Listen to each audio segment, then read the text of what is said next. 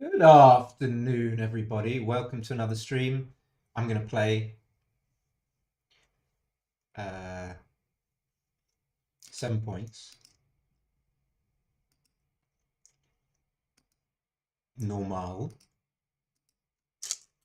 Get the microphone a bit closer. I just have my porridge.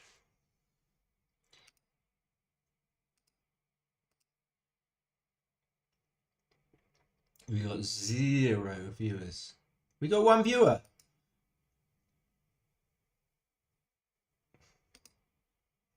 Just need to refresh Galaxy because when you try and start a table,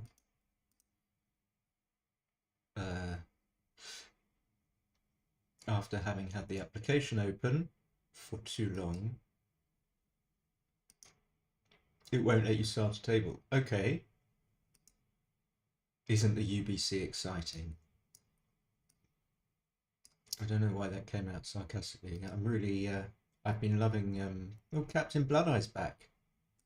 Been loving the UBC.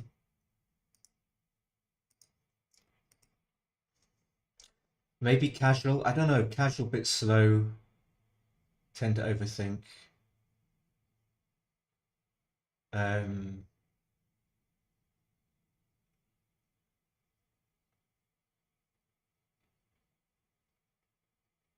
Normal, how about normal?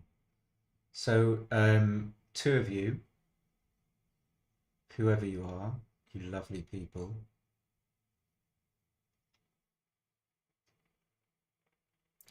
And we got Brian back on the top, his rightful perch. Arif has been displaced, he's number 2. Why have I got no sound?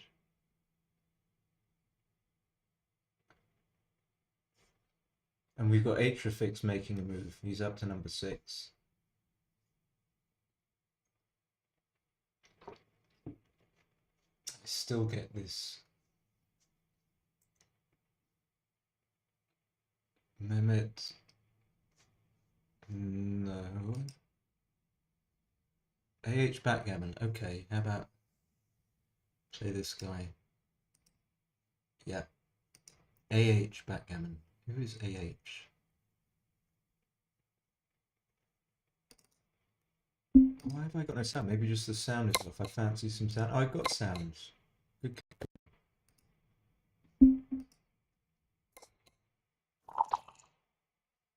So I'm going to play 2 down.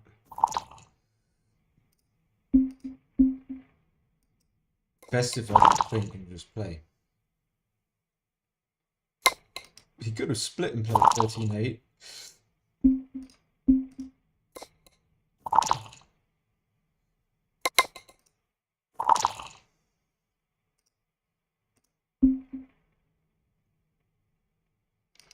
I suppose just slot the 5. Hey, hi Reese. Having the pip count makes it too easy.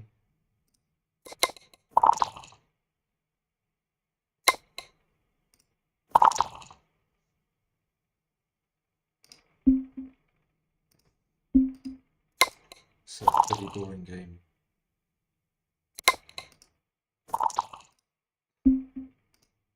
For a pretty boring person.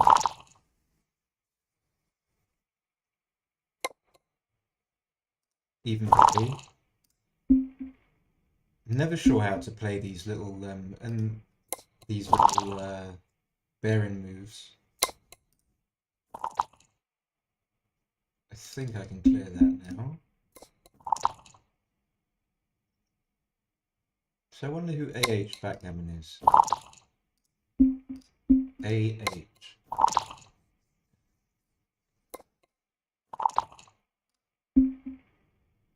Do I bring it into the... Neither is good. Bring it to the 5 or 6.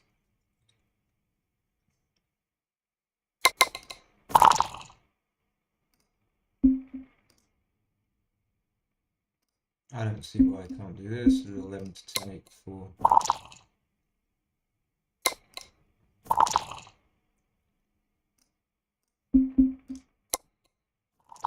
So how is everyone?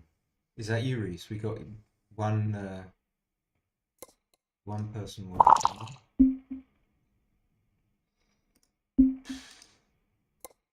So no, I thought he could the distribution was bad.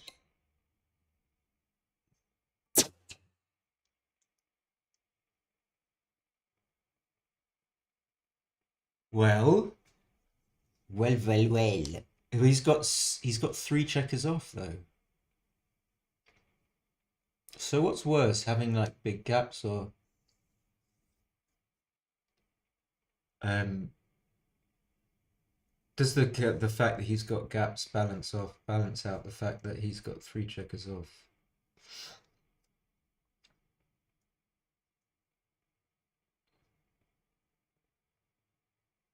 Yeah, I guess so is my feeling. Took me a while to.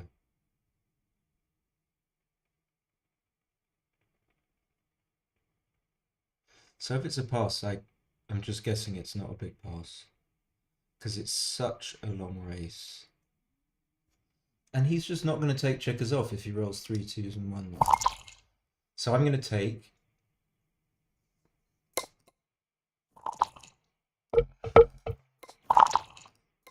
Should I maybe turn the sound off? And now he can probably take this.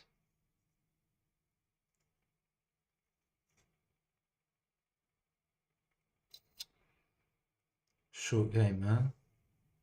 Is this a recube though? So I think the take is not in question.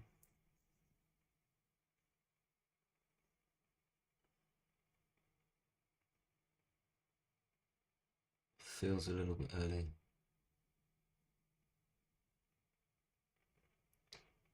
Yeah, it feels a little bit early. So 5s are really bad. So maybe let's assume that the extra checker off doesn't count for anything, which is a bad assumption. Oh, it's still 6 pips up, but then we're going to be penalized for rolling 5s quite heavily. So let's give myself 2 or 3 pips. For the 5s, it's 47.50. But then that would indicate it's close. And then the 3s. Okay, I'm going to go with my gut feel anyway. So that's probably on balance an average, slightly beneficial sequence for me. Not sure what's going on.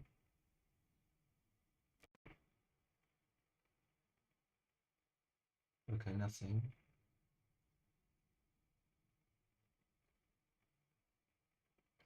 So now I'm thinking, well, why would I cube this if I didn't cube the go before? Well, we're closer to home, closer to the end, which is an important feature.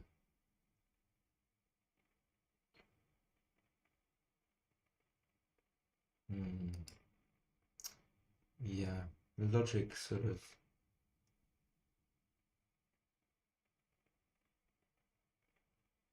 Well, he was quite confident about passing, but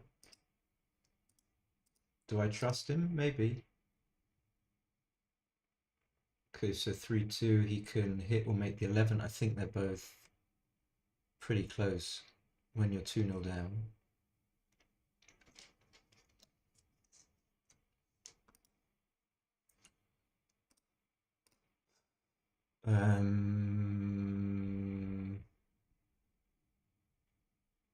Like to unstack, it duplicates 6-3, 6-4 as well, even though I'm ahead in the race. So I think he needs to cut. Yeah, okay, maybe it's obvious.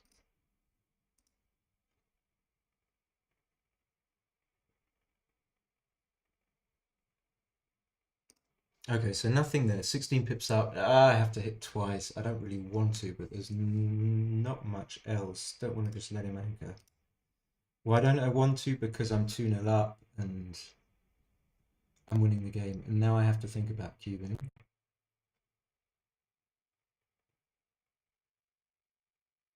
and I really don't know.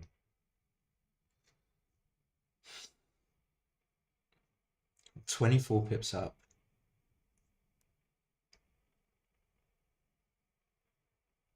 And he's got the 5 point. I can cover with, bear in mind, 6-4 as well. So it's 21 covers. Oh, it's more because I can cover with 6-6 and stuff like that. Yeah, I don't like cubing because I'm just not sure if it's a cube. It could well be. I need to be sure. You can never be sure. Okay, so he does take,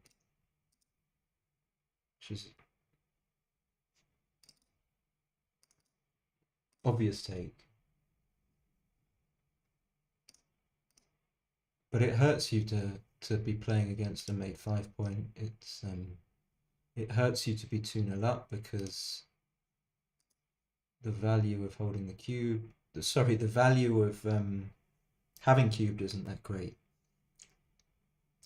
So the value you get from winning gammons and backgammons, etc., is highly tempered by the fact that he can recube you.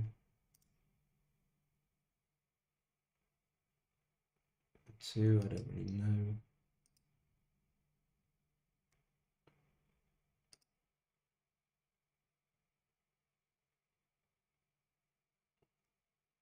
So usually I come out, but now I've learned that you don't always play for him assuming that he will anchor, and that in some ways it's important to have the extra hits as long as you're not going to crunch. So if I come down, then duplicate my own 5s. Yeah, I still think it's better to come out.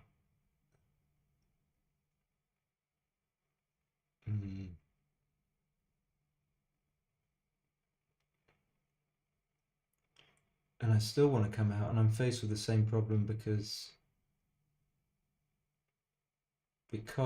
I won't be able to get an extra builder. Hate it. I have to do it though. It's going to roll a 3, it's annoying.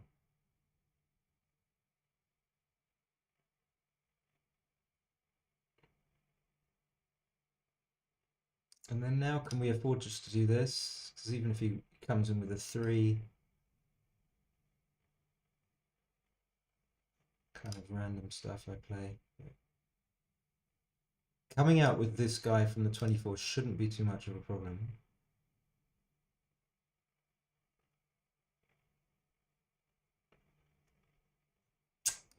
Okay.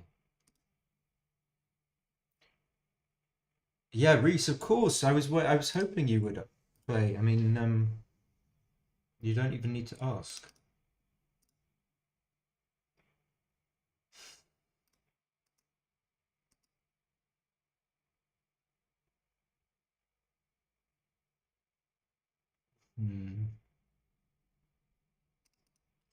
I think it's got to be more sensible to do this. I mean, don't really want to go all out for a backgammon when I'm 2-0 up.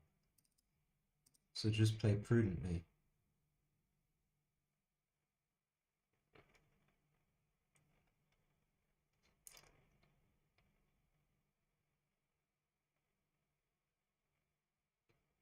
Can't play quick enough. Where's he from? Ah, he's Turkish. The lad's Turkish.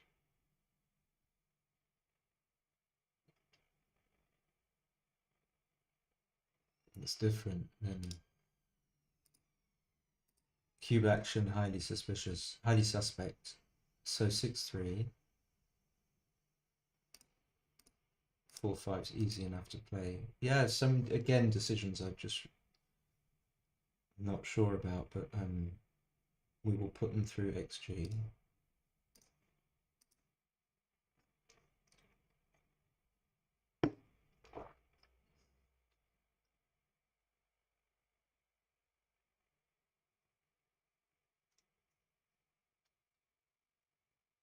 Well, I think you should. I was thinking about it. I think you should probably have played 13-7, even though it left a double shot. I mean, he was behind in the race. He wasn't trying to avoid being hit, really. Yeah, that's not good. I mean, that's the first play he made where I would give someone 50 to 1 that it's not the right play. Which is, so we will see, but I'll give anyone 50 to 1 on the stream that that was the wrong play. So it was 2-4, and he had to come in with the 2.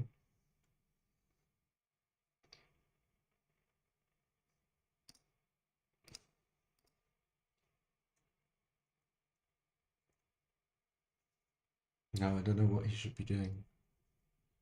Maybe just make the board and keep the 5 checkers on the mid, and maybe you can spread them in front of my lone block there and hope not to be hit and try and blitz me.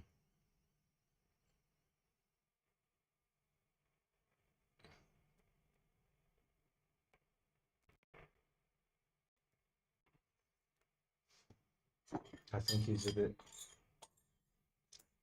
a bit, oh, okay. So we make the full prime. Just make sure that XG's there waiting. Or not. So I have to hit. I don't think I wanted that really. It's a pretty good number. I think you should have made it 22, no? I could have cracked.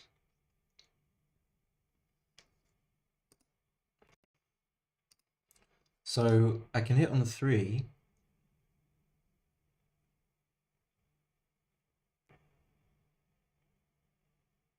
So if he makes the 3 and then hits me, I could get stuck.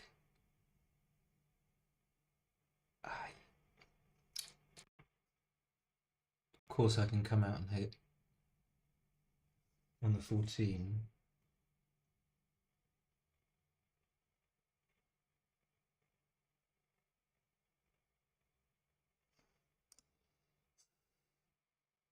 So I don't think this is too dangerous, but because he's got a lot of shots, but when he hits, I can just come back in on the 5, but maybe not. Maybe I'll just end up coming back in on the 24. Okay. Yeah, no, I mean, this is probably not good. Now he should switch, and this is certainly one way of losing the game, but I think there was a way of losing the game the other way.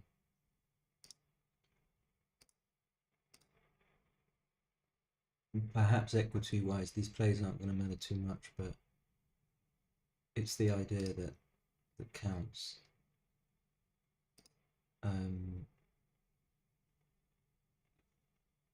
There's a way of losing this, rolling double 3 from the bar as well. I suppose hitting can't be too bad. 2, 3, 4.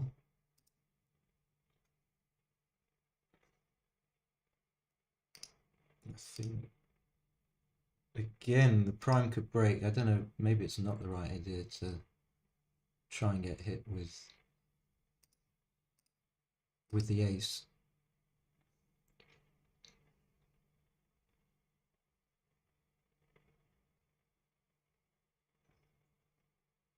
I think clear from the rear probably.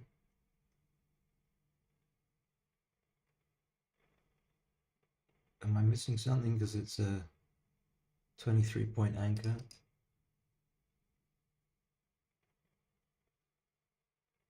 No, yeah, maybe this is better. Because you put the checkers where you want them. All other things being equal, you prefer the checkers to be on the 5 and the 4 point.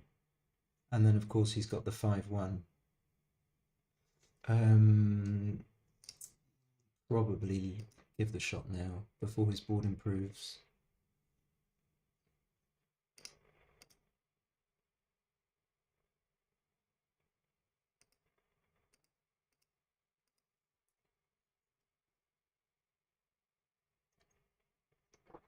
And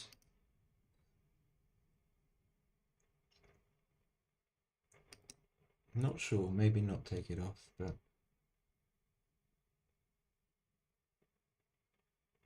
danger of taking the man off on the ace point is that if you get hit and then you hit back, then you have a checker there hanging for him to hit. Yeah, so I haven't, my last few streamed a couple of UK BGF matches and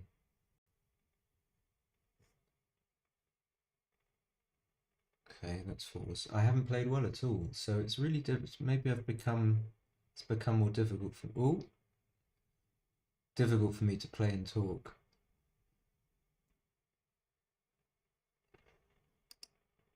Well, he played Superhuman. Wow. Which is good. I mean, I don't care about, quite happy to lose the points if but that surprises me if I played 2.06. So I just played okay. So let's which is always a relief. If I go to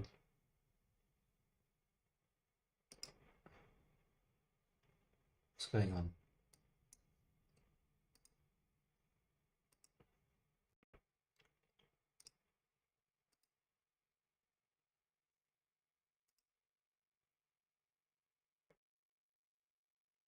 Where is it? Download. Everything's really slow.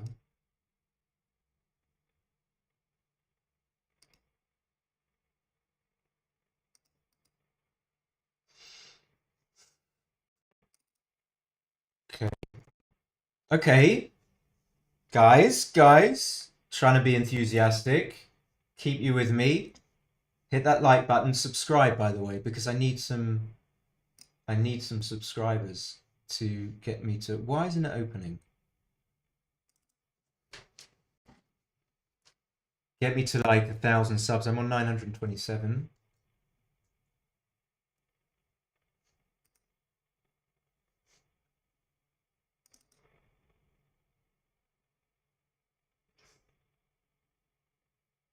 Oh, maybe I'll do it like this.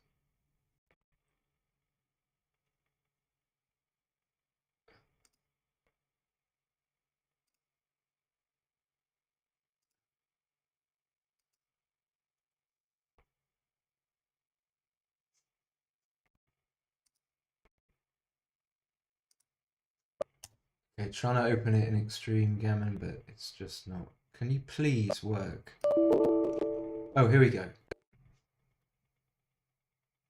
Here we go.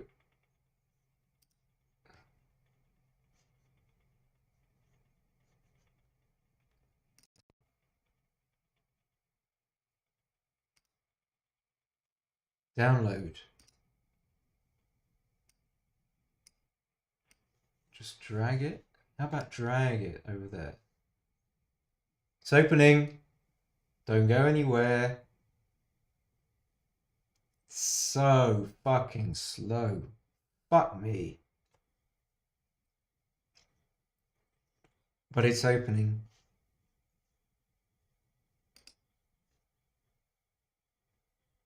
I think. All right, let's go to the Galaxy review. So I thought I had some. He did things wrong. Maybe I'm gonna have to pay out on that. Okay, this was all forced. Okay, yeah, it is opening. So slow, incredibly slow.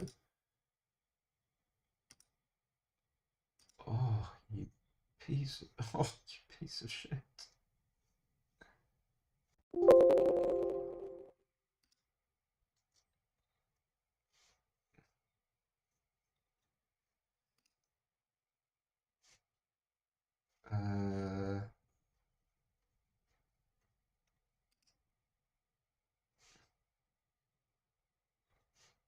All right, here we are.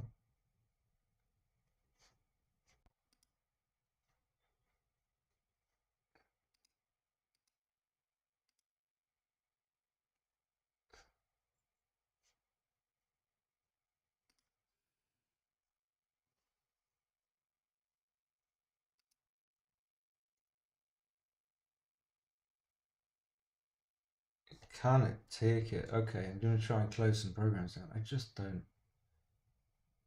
Google Chrome, probably want that.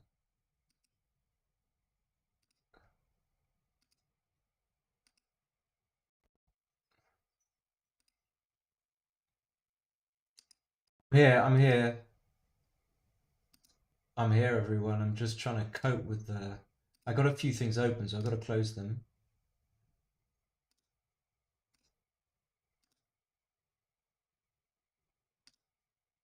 Music open. I've got mail open. I've got notes open. I've got the whole kit and caboodle open here.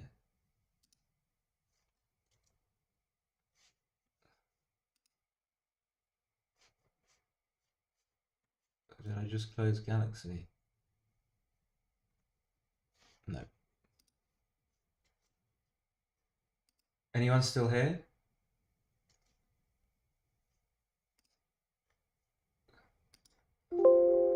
Fuck off. Why is it doing this?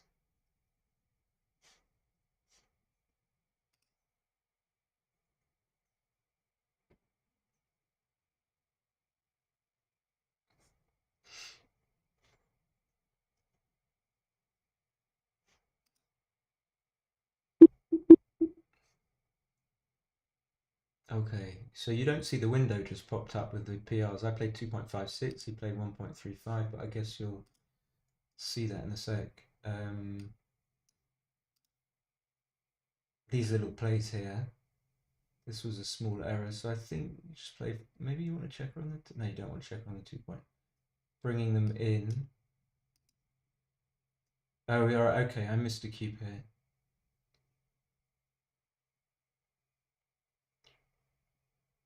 Again, I know I'm trying to think it a little bit, so that's fine. Just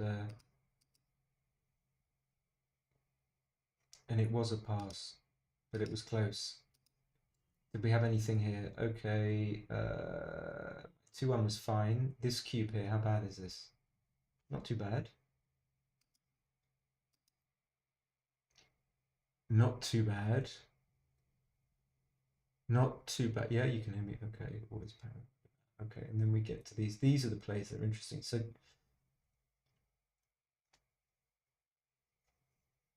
the best two was 13-11.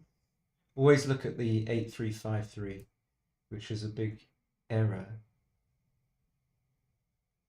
It does get builders closer, but I suppose the thing that you have to think about when you do these plays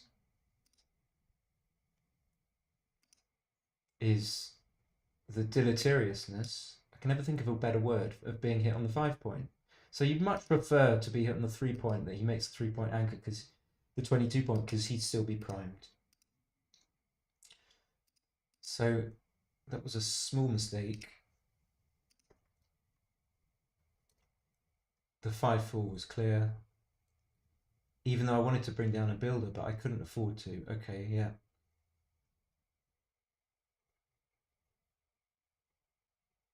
Didn't see playing 16-11 with the 5. I think I was just focused on coming out. Okay. This I played pretty quickly. Oh, I could have come up to the 21. Funny I didn't consider that. Thought I considered. But these plays here are the ones that I just should have spent time on, but I didn't, because I thought that there would be some other moves in the game. But I suppose the lesson for me is that if you're playing a 7-pointer, you're quite likely to go up 6-0, and then there's a good possibility that the game will be finished. So you need to be extra precise with your decisions. So this is his 2-4. I don't know why he did that. And then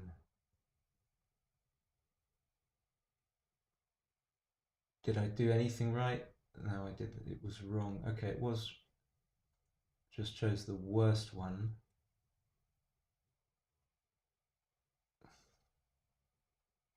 A little bit annoying. Okay, that's enough. That's enough of that. Just a little bit annoying. Let me just close that game.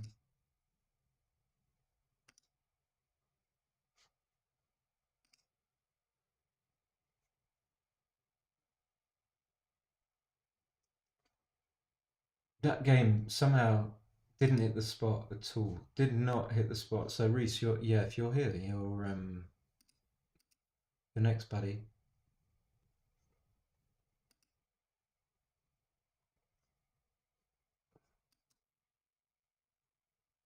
I think it's when the opponent plays so fast, it's loses its appeal. Okay.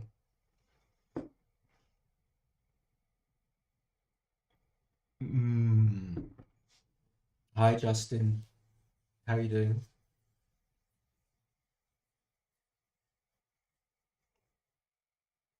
So I've just started on the table. Normal. Yeah, I didn't enjoy that much really. I think my computer's slow as well. It's Henrik DK.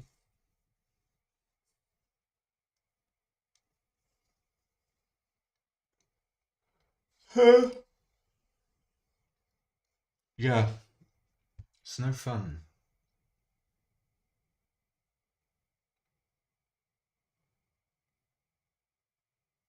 So if Reese isn't here, does anyone else wanna? Any of you guys wanna? You know,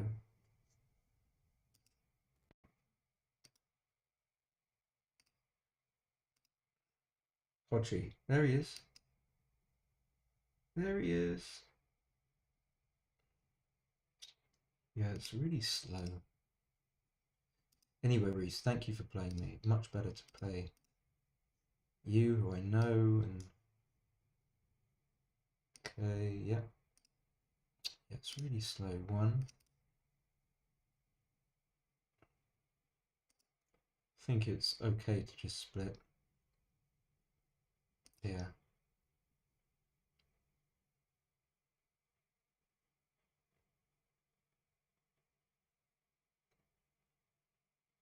No need to overthink this, to just make the 4 point, but he's going in for a thing. I suppose he's thinking about hitting.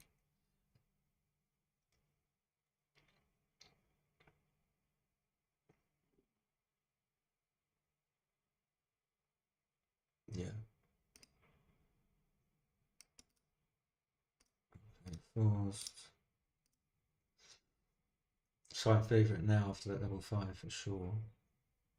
3-2, he can just bring the other checker in. I don't know about that. It could be okay, but obviously pays off to 6-1 and 6-4. I think this has got to be better than making the 9 point. So really even, bit sort of nip and tuck. I rolled something really good. He's rolled something really good here. He should just make the 23 and play Happy New Year, Justin, and then just play 8-6. And he can take, if I, well, I'm not cubing, but he could have taken if he rolled a bum number there. I think with my inflexibility. So being 2 pips up, I think he should give consideration to staying on the 18 point as long as he isn't going to be forced to waste any pips by doing so.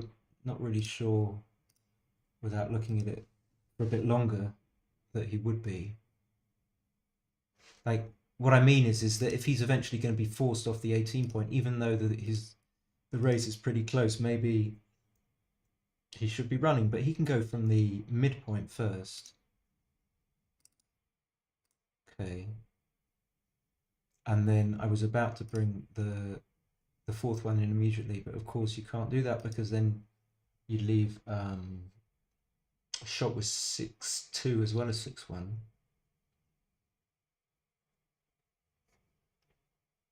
And 15 pips, I was about to roll. I don't think I can cube.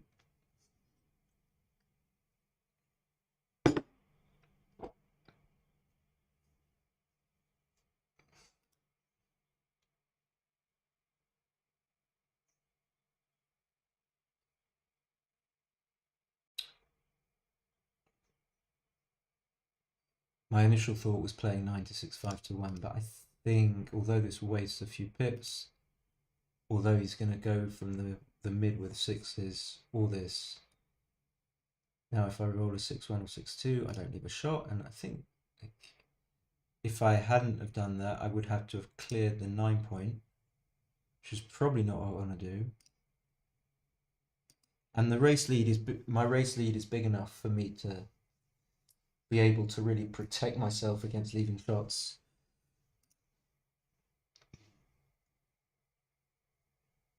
I'm really tempted to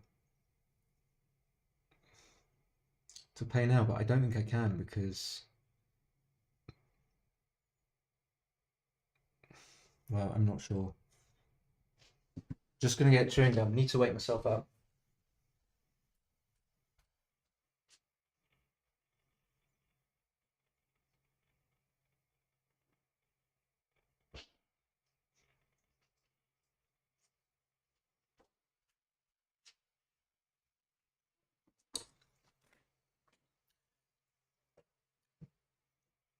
So if I don't pay now, he is likely to improve, even though his board's really strong. It gets stronger. He'll either roll a 4 and make 4 with something and make the 7 point, or just make the full board, which is worse for me. And if I don't pay now and bring those two down, then I might roll something which makes it even worse for me, like 6-1 or 6-2. Have to leave more shots, or clear the 9 point, in which case I don't clear the back anchor, which is what I really want to do.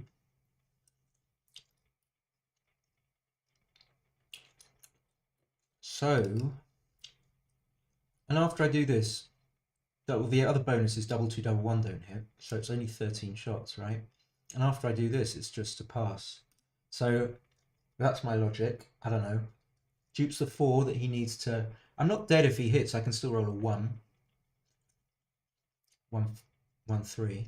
So this is a pass.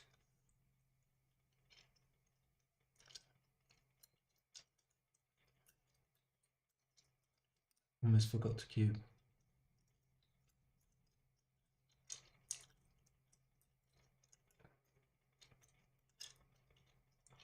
I mean, not an almighty pass, but big enough. Hard to judge.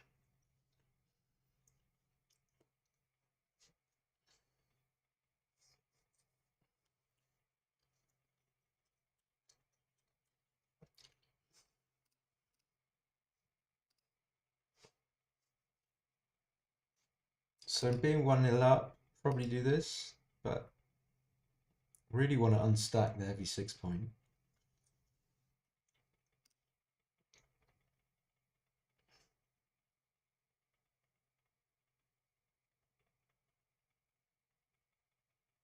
Being down in the race, I don't really think I want to come to the 18. I don't want to do this so much either. Could play 8-4, 8-3.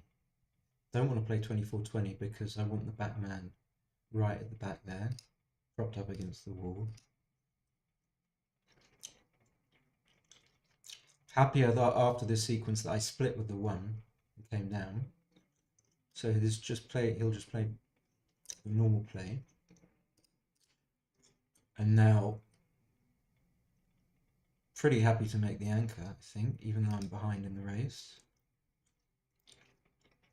He's got like a developing structure, so there's no point me staying back. Maybe if DMP he would, I don't know, but.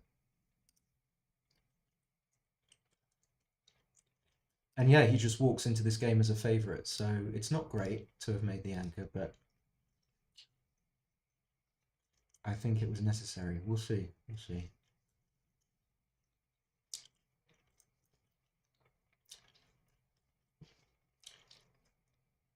Yeah, not a double yet. And he can play third. So one of the reasons why it's good to get a checker off the midpoint is because if he rolls 5-2 now, he will, assuming he wants to, and I think he does, he'll be able to play 2 down and clear the mid, only leaving an indirect shot. This is a little bit awkward, but the upside is that I get to move some pips in the race. Still takeable, I think, after he makes the 5. I've got to bring them in, really. Although I don't mind having a checker on the 3-point. I really don't know. So it's close, 14 pips, but with an anchor.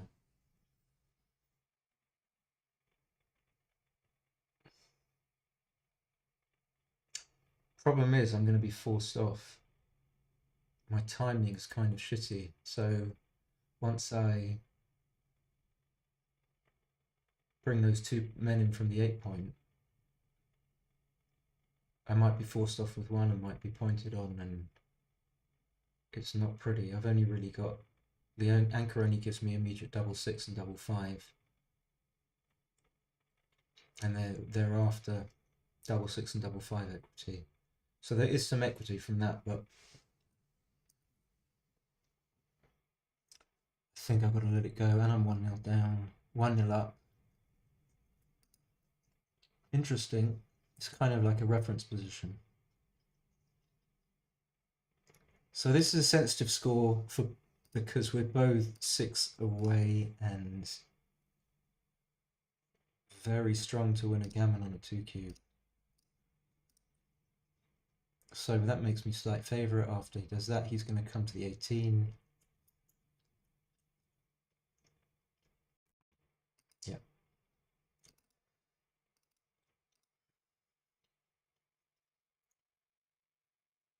Now I have to think about it. So what should he do? Maybe he should just go to the 20.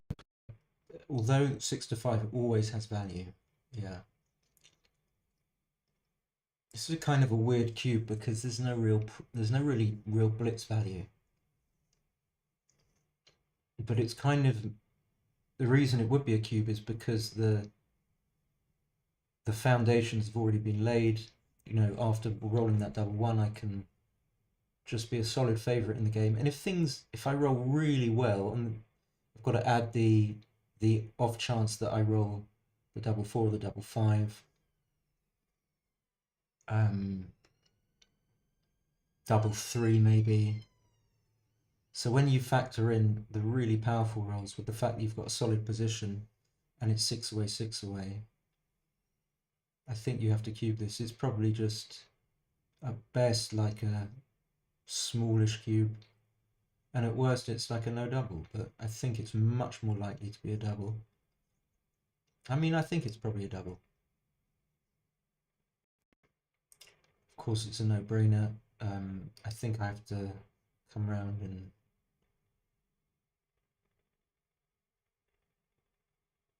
maybe come up. For example, if he rolls 4-2, he would want to make the 4-point, I think, and not anchor. Okay, without thinking about it too much. Just had a thought that if he does hit me in the outfield... Dave, hey, hi. How are you? If he does hit me in the outfield, then I would prefer to be on the 24-point. And now I put myself on the 23, even though for a couple of reasons I don't want to go to the 21. I think I have to, because it's really bad to be on the 23-point when you want to escape. And the benefit of the upside of this play is that it duplicates the 2 that he needs to come up to the 22-point. And this is really awkward for him. I would give some thought certainly to playing 22, 16, 13, 9, and I think he probably is. I think he probably is. Even though he's behind, I mean, it's difficult because you don't generally leave an anchor when you're that far behind.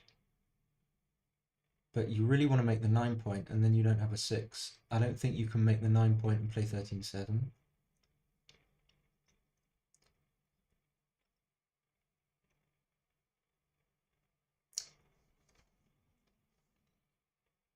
Yeah, so I was just thinking, with no disrespect to the Turkish guy that I just played, I mean, he played super quickly, so there was no chance for me to talk, and obviously didn't know I was streaming. So he did do that. Oh, he did do that. Excellent. My play is easy. But at least because Reese is very thoughtful, he's a very good player. Gives me a chance to talk bullshit while he thinks. 5-2 is a great roll. 4-2 I'll take.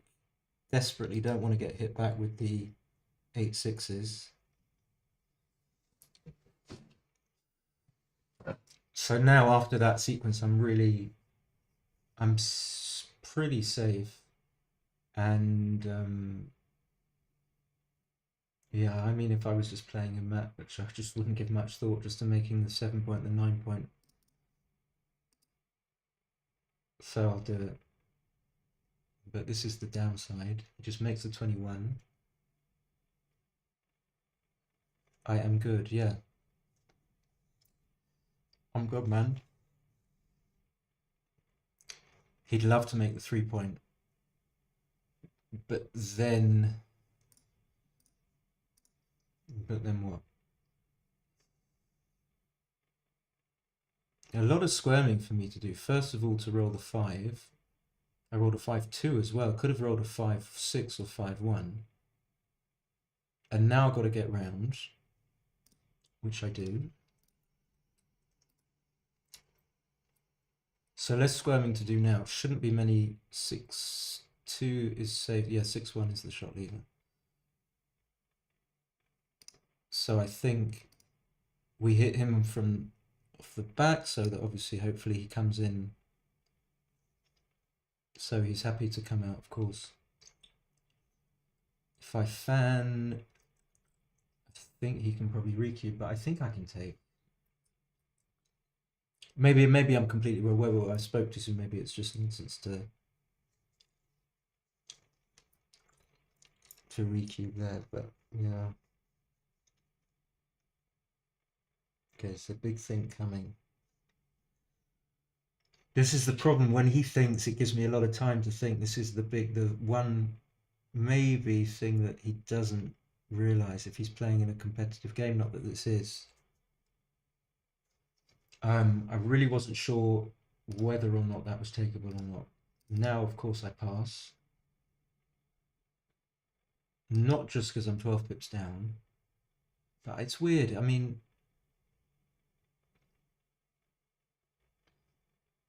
very big pass, I think. Even though I've got 6 prime.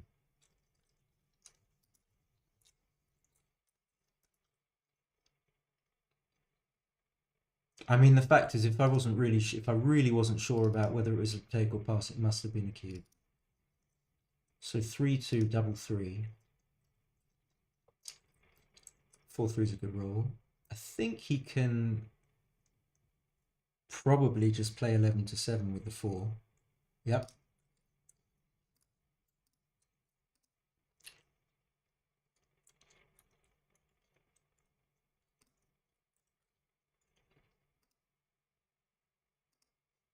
This is awkward. So do I play 6-2? I'm not sure. It feels like I have to. See, having the 5-point, if I get into a hitting exchange, it's not so bad that I've got a blot on the 2-point.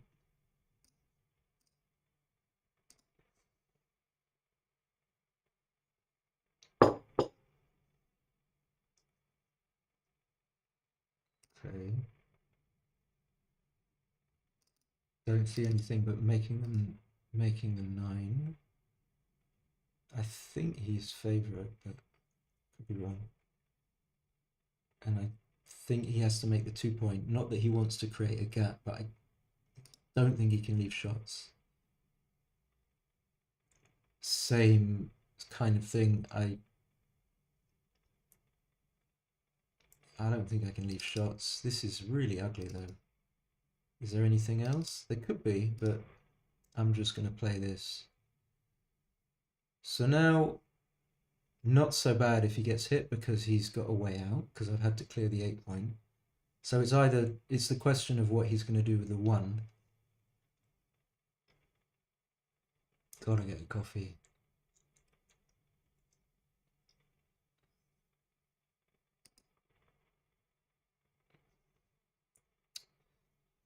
And I just think I don't see why it would come out. Trying to run for what purpose? This isn't so bad either. It's not ideal, but it makes him a favourite, but it's a sort of very marginal thing. But he certainly missed a trick in the last game, so 3-6. I have to come out, and he should cube. Probably.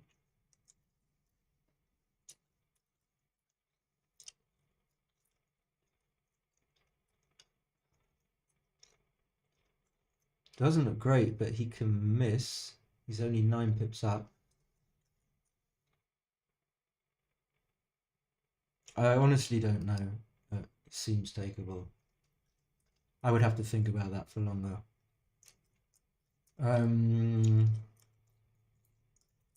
I think, yeah, this seems better. This is a bit awkward. I was about to say we can see why it might have been a pass before, but okay. Yeah.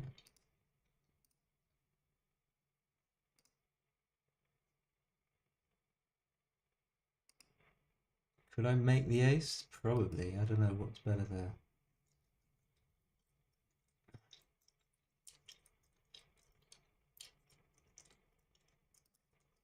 So yeah, as Mitchie uses the phrase, he should be happy to. Oh, I can just slot.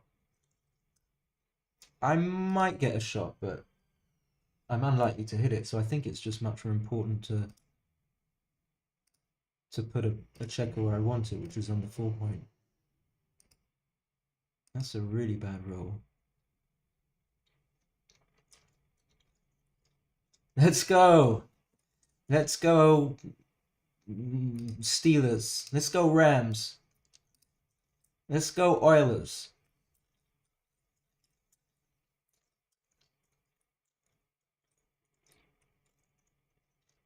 Maybe I should have passed this 4 away, 6 away.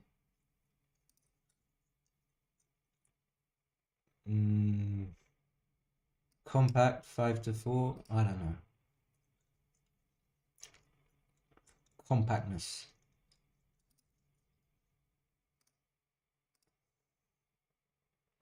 Again, maybe it's better to have a checker on the 5 point. I mean, I'm not going to get shots. Am I? I'm not likely to get shots. So why not just put the checkers where I want them? Eh? You see? No shots. No shots.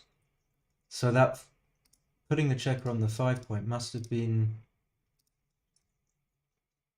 Do I want to get a crossover? Maybe I should. Maybe I should.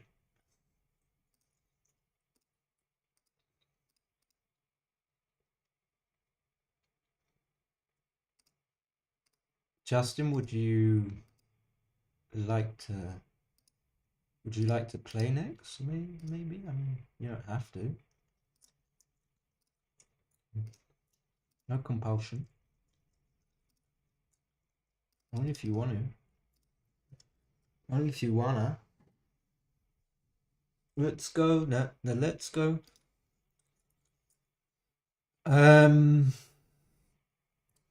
Maybe it's still. I think I learnt this from James. It's still wrong to slot sometimes with 4-1. Quite a lot of the time. Maybe with 5-1, it's okay to slot even at this score.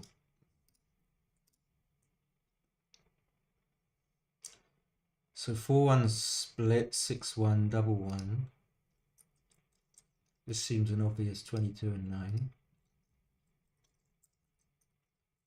I think he can certainly make the 22, but the red flag is that the 9 point is made, but I don't think he can afford to come out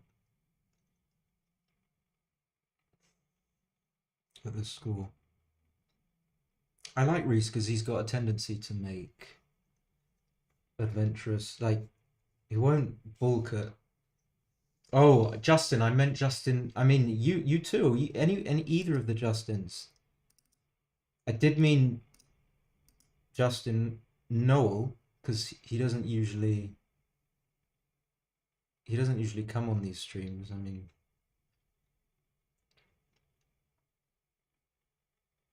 so he did run. I'm mm, I'm if you want to play Justin Hampton, pleasure to play you. Don't feel if you want to. There's no rating. Very happy to play people that watch the stream. Not switching seems fine. Now I don't know what to do. Does it really help if I make the 3? Well, not if he rolls double 4 2 6. What's the worst that can happen if I play 2 down? Well, I could come down and hit, but the worst that can happen is that he rolls a double 3 or 5 3. It's kind of, is he out priming me? No, not necessarily. I would, without hesitation, make this. I'm going to make this play without hesitation if I had made the 23, because I'm scared of being attacked even at this score. I think he probably has to attack, and then he can win a gammon. Yeah, maybe that was bad.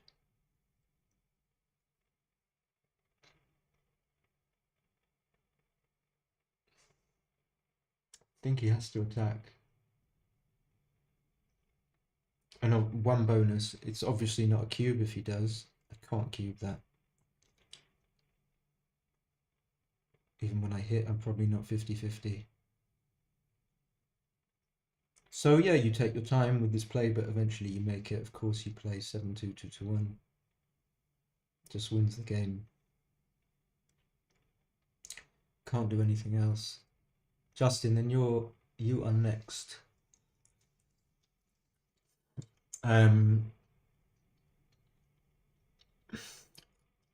Yeah, he will do it. I suppose, yeah, I'm not considering coming up, and I should be maybe coming up and hitting, but it's just too dangerous. Just in time, okay. I'm gonna grab a coffee after this.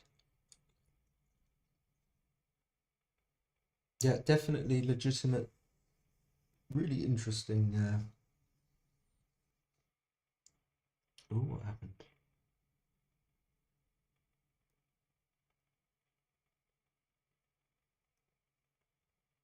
I really like that. Oh, what did he do? Why did he do that? Does any? I mean, I wouldn't do that.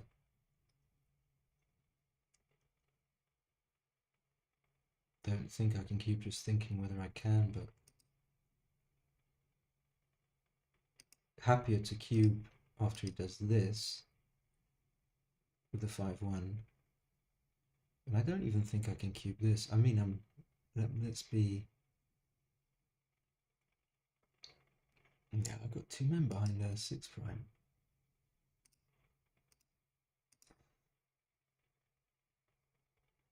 So yeah, I'm starting to wonder about my 5-3 because even though I'm behind in the race, I think it was questionable as to whether he was out priming me or I was out priming him. But I think I realized I had 2 men back, so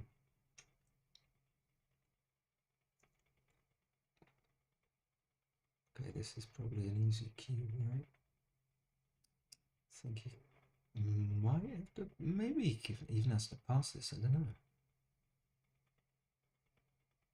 The number that always comes into my head for my opponent is 5-4. It's usually a really bad number.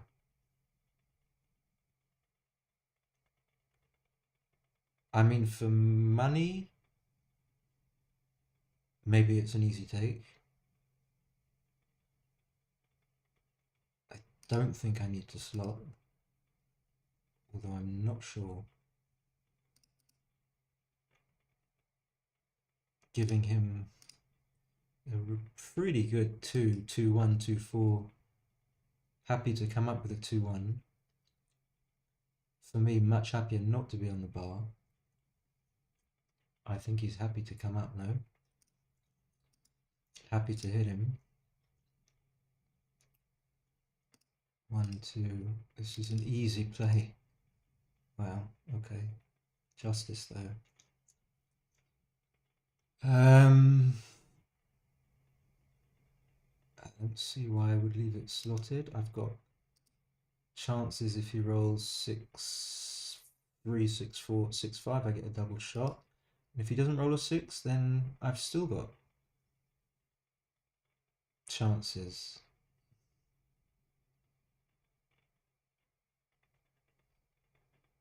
I suppose I want shots on 6-1 and 6-2. But now 6-3, 6-4, 6-5. Not sure.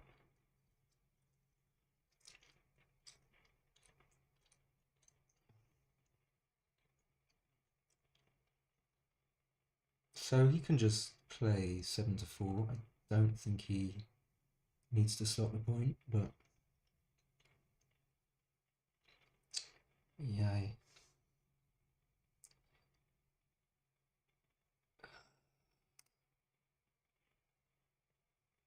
Do I hit? I didn't even see that. Do I hit?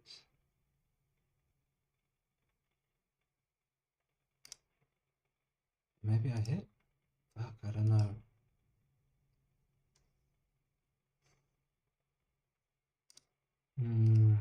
I mean, it's still that old thing. He rolls an ace. He still needs to come out.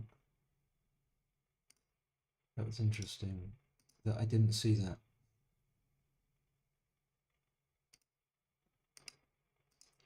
I mean, I didn't really want to hit because I'm not going to gammon him, so there was no gammon reason for hitting.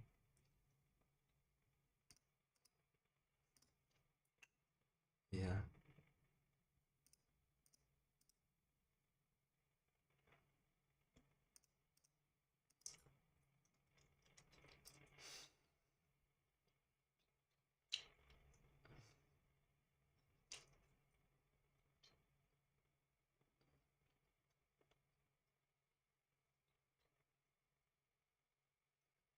Okay.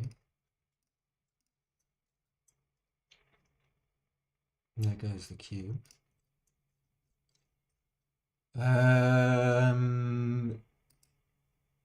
Always get a bit confused, but why not split? Because he might want to bring a checker down to the 10 or the 9. Now I get a direct shot if he does. I think he will have the foresight to clear the 18. I can't cube.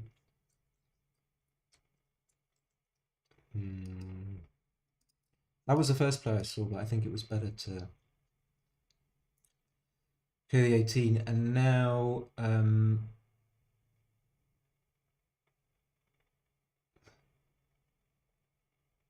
I suppose, I don't know, can't be terrible. I've got 11 seconds. And maybe I should make the 9 point, but at this score especially, but I mean the 3 point.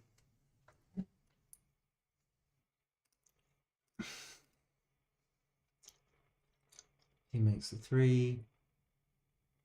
I shouldn't be too worried about leaving shots.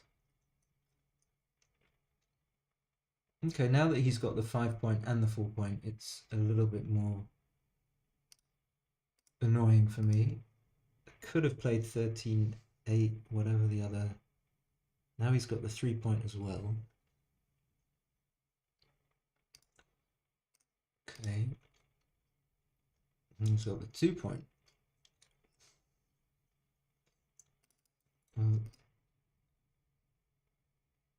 Lots of shots. So this is a play I wouldn't want to have with 11 seconds on the clock because it's such a dilemma. I mean, he wants to stay back.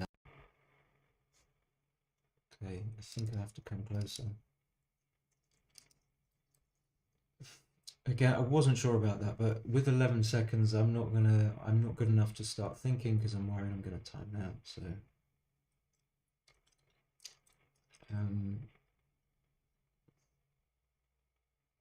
Again, another player wouldn't want 11. I mean, the race is not close enough just to immediately play from the back, and he's got lots of shot equity. I don't know whether he should stay. I mean, if I had 11 seconds, I wouldn't be able to make the right decision.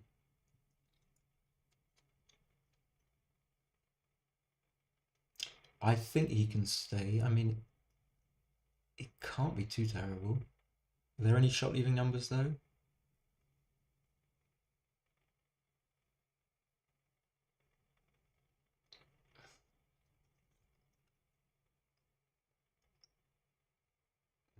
Confused. Okay.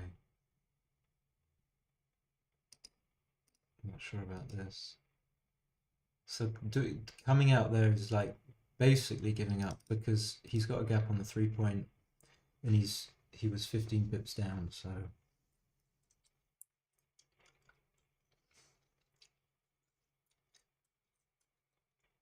so if that's the case, you've seriously got to consider the alternatives, even factoring in the score. I mean, how many gammons was he going to lose by staying back? Not that many.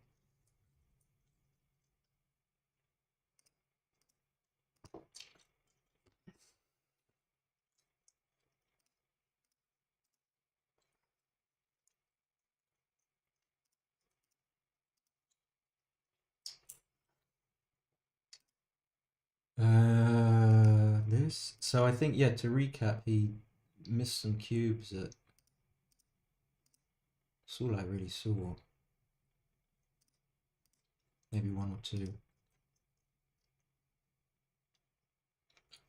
And then I didn't know whether it was a pass or not.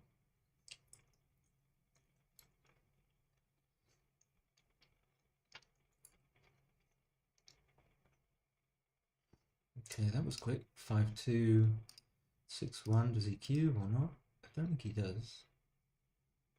No, he doesn't. 6-3. So what's if he's up in the race? Yeah, maybe this is right. Maybe I should have cubed.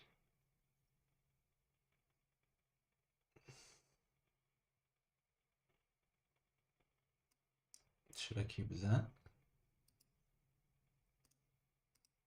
Because if you hit, you go favorite. Maybe, yeah, maybe that was a cube. Really don't like the fact that I've made the 22 when he just does that. That's not too bad. I think he can just transfer to the 4 point, but yeah, what else? Actually, hold on. He can play all 4 down. He can play all 4 down. I'm get really confused about those. Now I think I have to do this. I think he has to put them on the 9 point.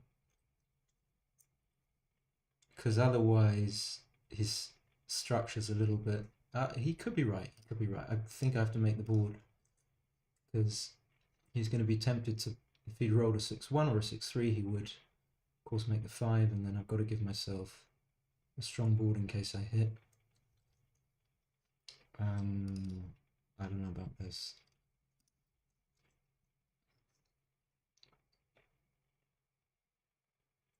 I think making the 2 is slightly better than making the ace because you put the checker where you want it. I think it's this 2-1, maybe this.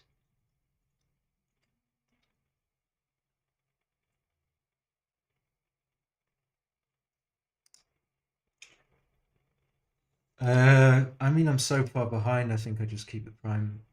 He doesn't leave a shot.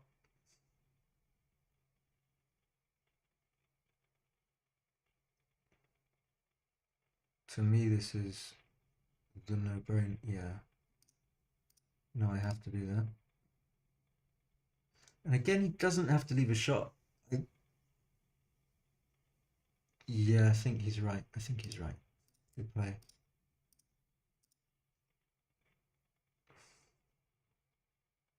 So with all his wastage, just races got closer. or effectively closer. I don't think I can split.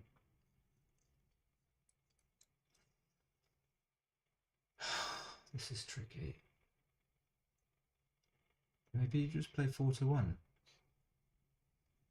Because if you want to bring you do want to bring the checker in from the 8 point, but if you do that, it's a great roll. That's not good. That's not good.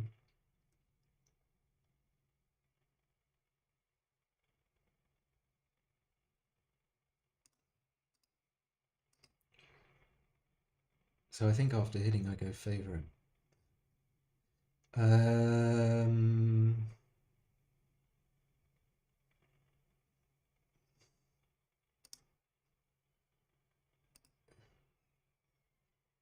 Was his 6-5 right? I don't know.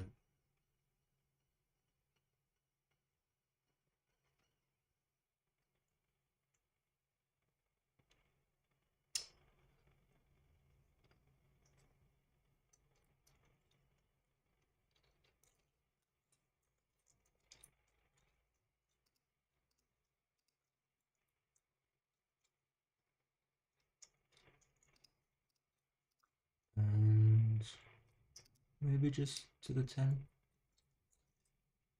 And it's gonna be difficult to win.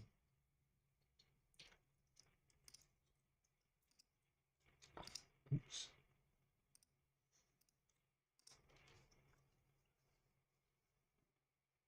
Hopefully I played okay. And hopefully Reese has done as well. Thank you. Thank you.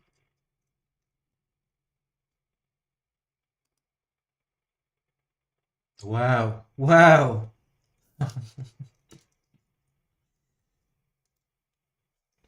Come on, England.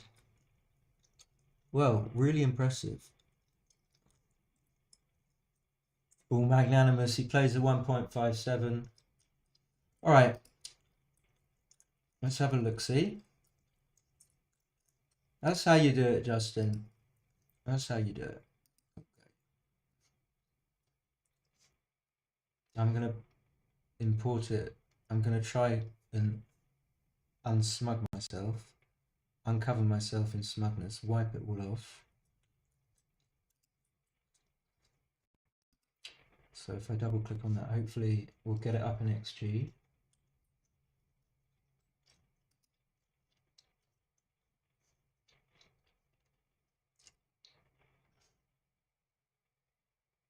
I mean, now I'm happy, you know, if I play like a 1.5, I'm happy because I know it sounds ridiculous, but if you play a little bit above that, you're still making one or two, maybe one blunder or two that you're just like, what did I do that for? Why am I, after playing for all these years, as you can see from my PR, I mean, I've played, never, very rarely play one anyway. But, okay. I think it's opening. There we go. So if I switch to XG,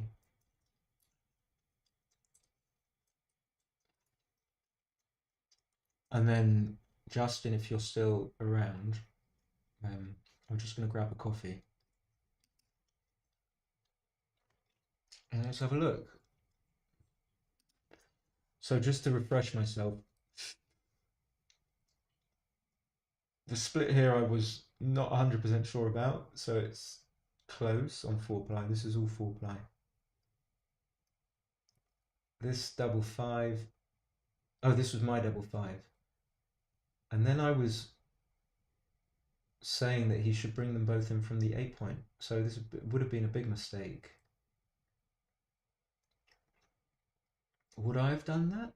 I think I would have brought them in from the 8 point, but then it leaves a slightly inflexible position. Usually you don't want to relieve yourself of men in the outfield because that means often that your sixes are going to come from your midpoint, but his sixes would have come out even though he wasn't ahead in the race. But yeah, I don't know what's going on there. And I did this shows I would have done what I said that I would have made the mistake with the 3-2 because I did exactly what I shouldn't have done with the 3-2, which is leave myself no checkers in the outfield. Double one, he comes up. Double five. He was right to park. And then these interesting plays here. Double four leaving a spare is not a big deal. 4-3. It is the right play to leave a checker on the 9 point.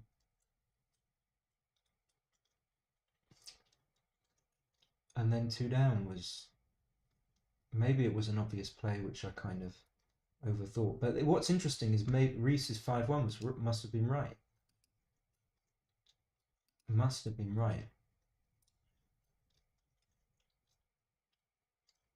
So I just want to check this. First of all, the 5-1, yeah.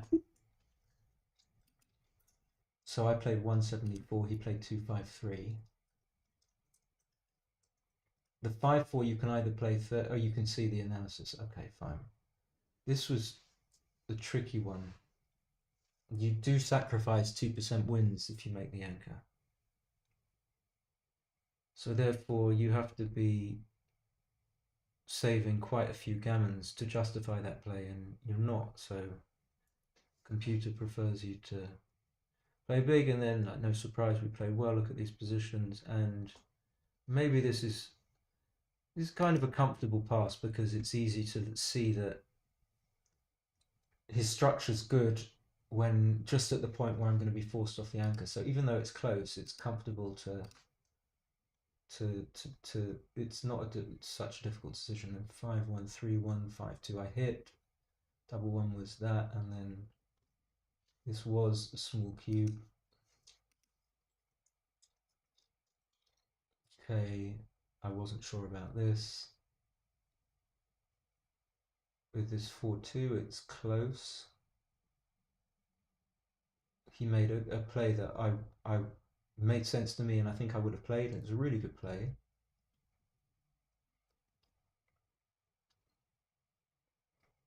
Really good sequence for me, this 4-2 and 1. 5-1 is an anti-joker for him. Double one, he makes the right play. I thought he missed cubes, but I was completely wrong. So I would have made a huge blunder. Hold on, what's going on? So here I can see that this is not a cube. I don't know if I was saying that he should have thought about it, but he's hardly a favourite. But this,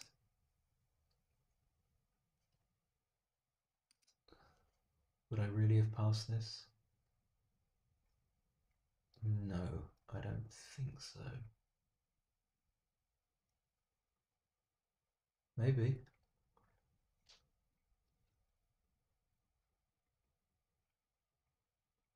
No, maybe I would. That's terrible. Just looking at it now, like I would have looked for safe. So what I don't like is how my 1-5 and maybe it's only 1-5, 2-4 plays, 2-5 plays, 2-3 plays.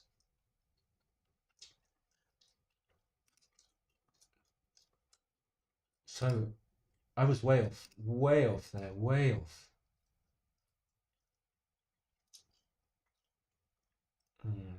I should have hit.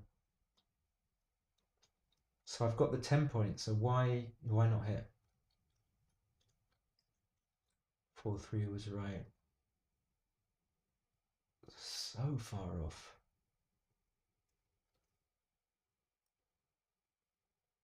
Good play with my 6-1, not making stupid anchor leaving plays anymore.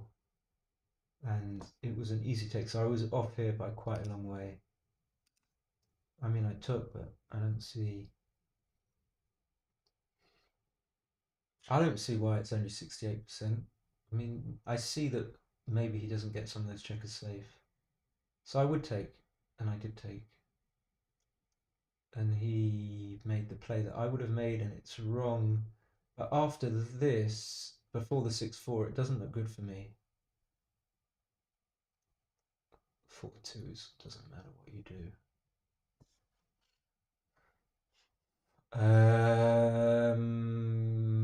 Okay, that was wrong, the 5-2. This was slightly wrong. What was I talking about? Not oh no, yeah, this one where I said I'm not going to get a shot. It was actually better to play 8-6 2-1. Fair enough. What game was that? 3-1.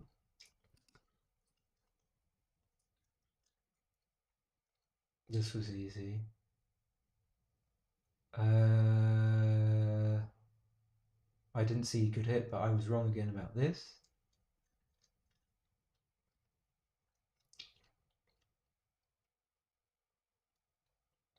Double 5, I think, was forced. He played really well. Okay, this was his big blunder. So I was right about this. I was pretty sure, and I was pretty sure that. It's funny, the computer prefers to play this X. There's an icon, an XG like die icon next to this play, which means that this is what the Extreme Gavin level of analysis would have played. But I was fairly sure that it was better to hit twice. Too dangerous just to hit once.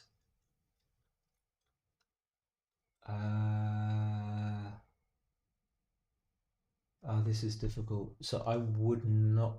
No, I might have got this right. You see the absolute crystal clear duplication of sixes.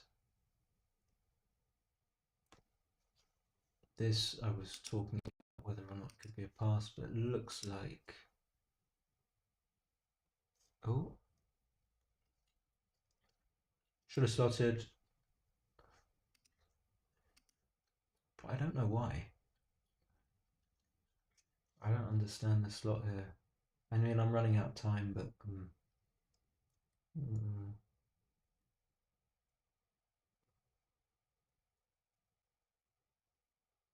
I didn't see you could hit here. Oh my god.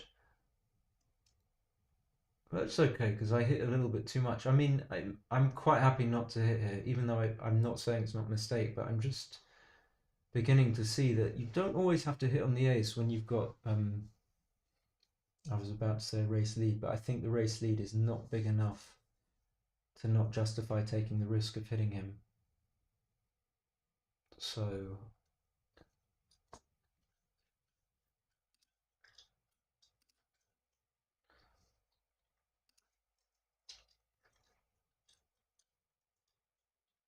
4-3 is right. Yeah, he shouldn't. He didn't see that. That's why. So he just made 3 blunders. That's all. Played really well otherwise. Making the 3-point. This reminds me of one of the UBC plays where Sander had something. He could have made the ace, but it was right by like 4 millipoints or something just to come round. Something. I don't know. This I would never have considered. But it feels right, yeah. I mean, it's easy to say that when it's marks in green, but yeah, I get it. Double 2. So, he made a really nice play somewhere along the line. Oh, the double 5. Let's see. I suggested that he could bring 4 of them down. I don't think it's going to be right, but it's just an idea. Often just coming in from the back is good.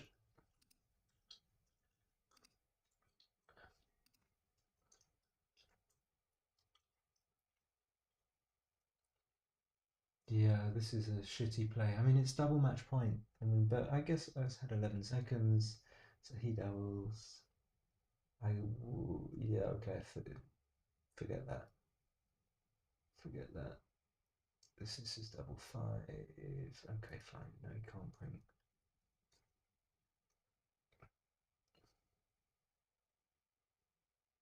Okay. So this play that is definitely worth thinking about happens to be tied 4 ply. and then big difference at plus plus.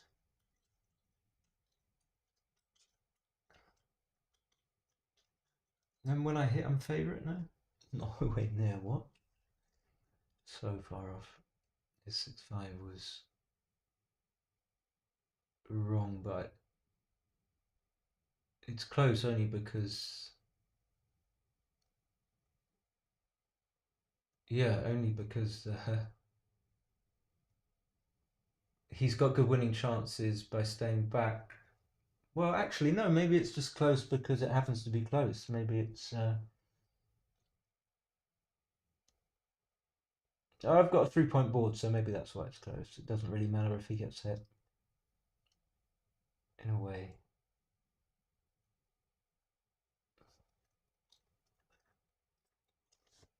Okay. I'm gonna go and grab a coffee. How many people are still here? No way. Justin, don't worry. Was your 4-2 pay now right? Yeah, it was. I'm gonna just grab a coffee. Hey Mackenzie. Score talk you out the double hit.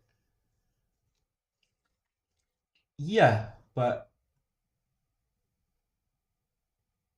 how can it's difficult to I still know very certain about having the double hit, but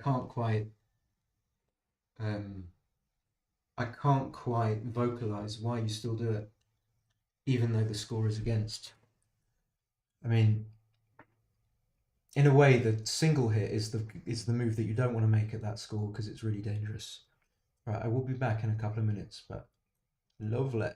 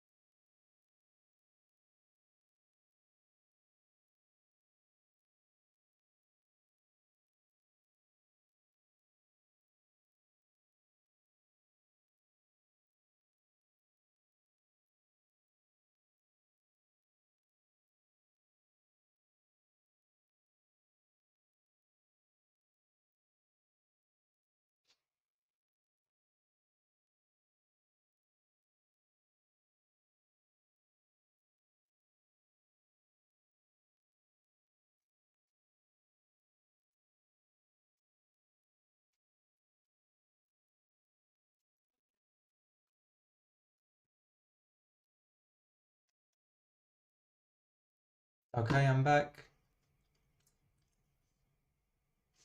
Can't believe that people want to watch this.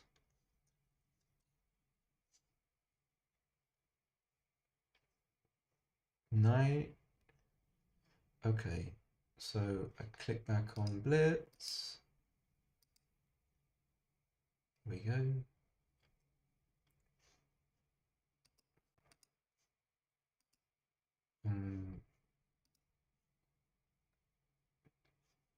Justin Hampton said he wants to play next, so if you're still here, Justin, then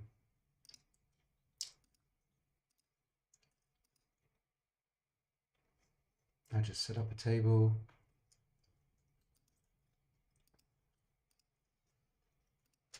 And we'll wait for just in time.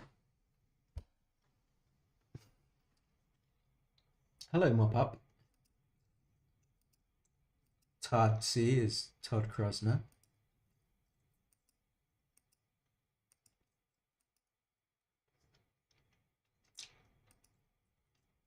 There we go.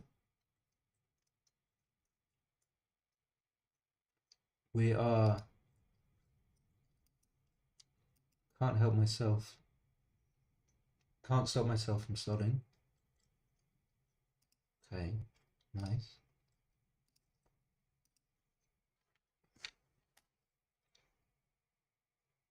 So he should be happy just to run. It gets a checker safe.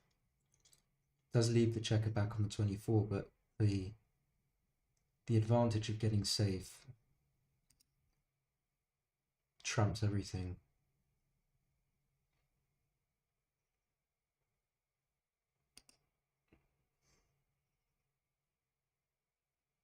If I come out to the 16, I can duplicate fours, but then I leave him quite a few painful double hits, like double 4, 4, 1, 4, 3. I think we can disregard. I mean, you do want to checker on the 20 point though. But this is kind of safer. Although it doesn't duplicate anything. So I'm confused. I don't remember having this position. I've been loving the UBC. I mean, I don't really have any thoughts. Like, just love, just love watching it. Well, I do. I thought that. Oh, hello.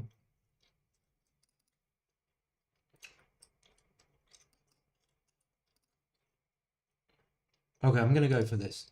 Yeah, I had some preconceptions that Mochi was a lot better than Sander, and I don't think it's as simple as better or worse. There's sort of different strengths, different weaknesses, but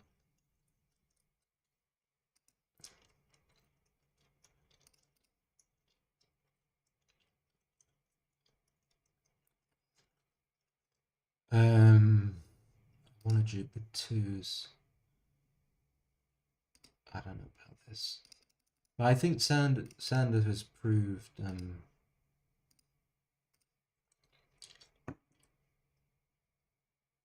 how well he plays.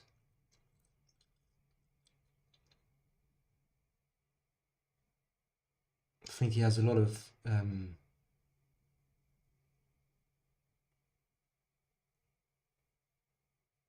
understanding and knowledge in the background that he's accrued over the years. That it's not. I don't think it's so much that he just works out every play. I think. Oh, what am I doing here?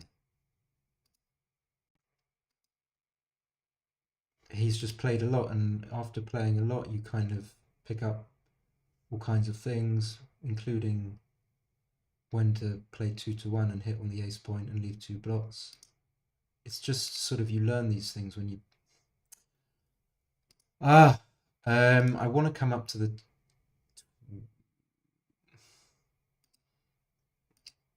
I'm a bit hesitant because I think the double one, all the 3 plays in a row were very sketchy. Okay, so he should just make the 5 point.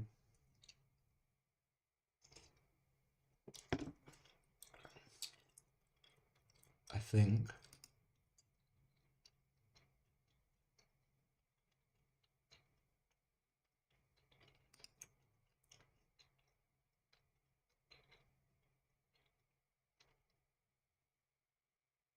seconds. He should be happy to split. He's thinking about it, but there's, if you're in any doubt as to, you have one, yeah, I won't talk too much about it.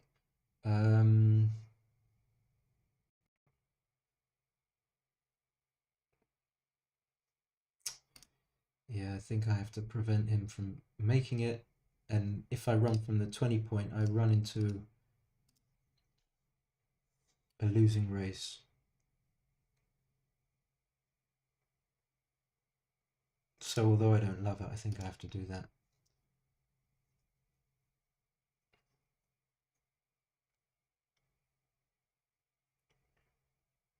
And same, I don't love to hit, but I've got a better board.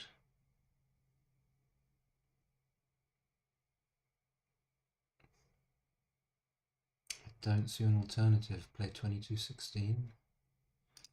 I think the midpoint is gone. And we're in really difficult territory now. And maybe what makes it more difficult is that Justin probably won't cube.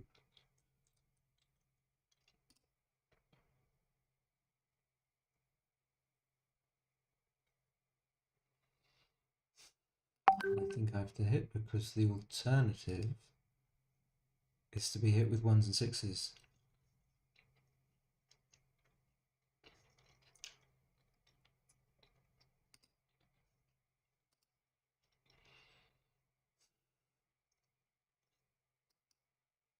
Could come out again, play 22-16.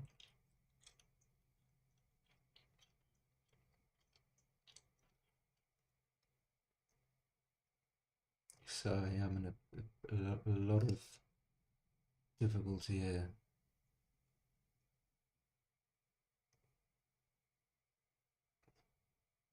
So I think I need to liberate these guys.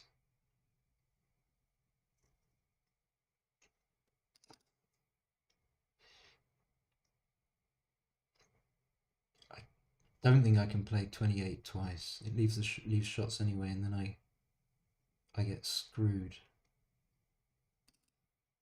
But what I can do is just play them round to the 10 point. I didn't initially see that. And it gives me the ability to preserve the 20 point.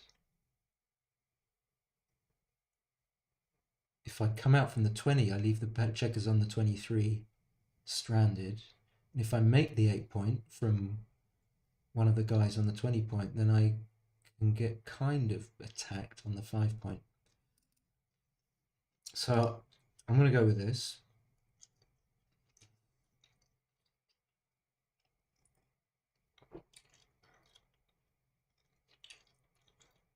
So Justin can just hit from the back checker, which I think he'll probably do, unless he decides. I mean, he could not hit. If he doesn't hit, it's going to be tricky for me to play my follow-up. But I don't think that makes it right to not hit. Okay.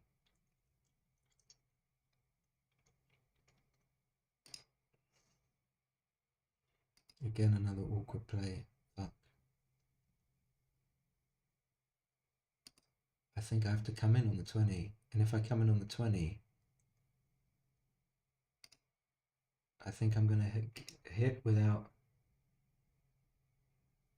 No, I've been up to 2900. This is like a really low rating for me. But thanks anyway. Yeah, it's disappointing. It's a disappointing rating. So I think because I don't want to come in on the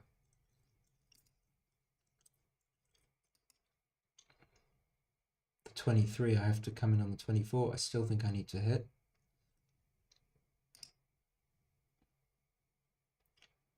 Again, I think I need to come in on the 20.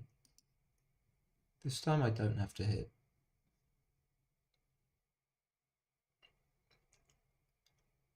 But if I don't hit, then he could just come out with a 5 and make that.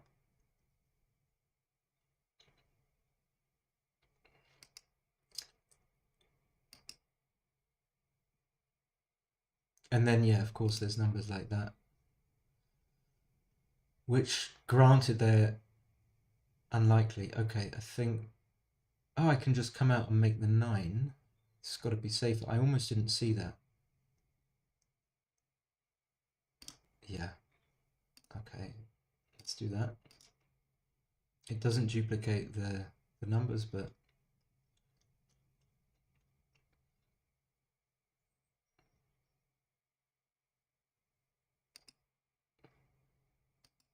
Gain another 5.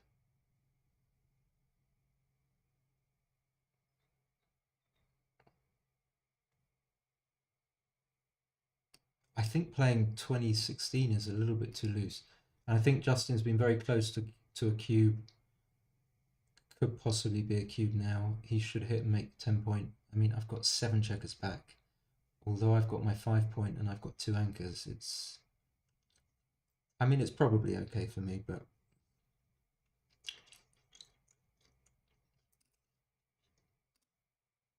Now I can come out, I think.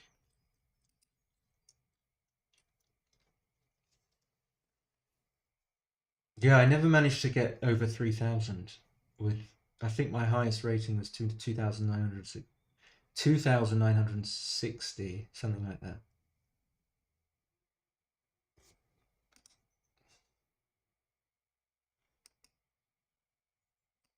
And then if I come up to the 22, then a 6 can come out, but then also a 1 can make the 22, and I think I prefer maybe to have the 22 than the 21, but I haven't decided yet.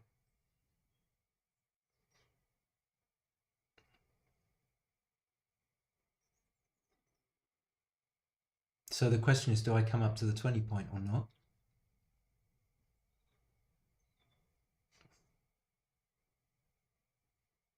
I think probably yes.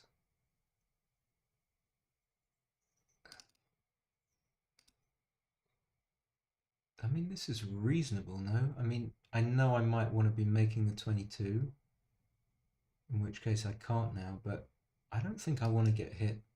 This is a very tricky place for me, but whether or not to stay there.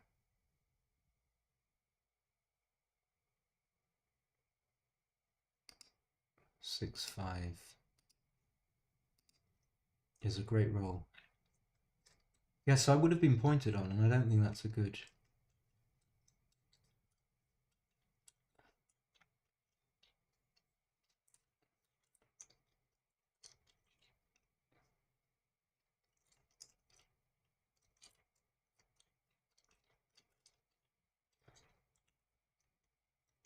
One, two, three.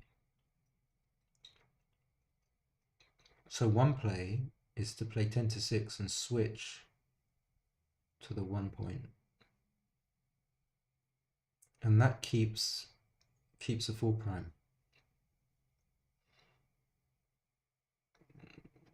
But yeah. Yeah, I'm not sure, because now I can just escape.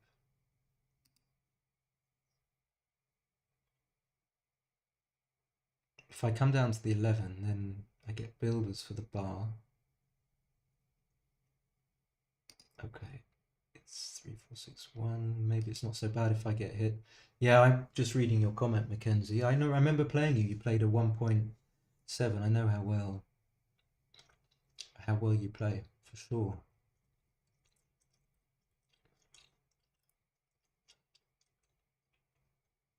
So that, I think, is...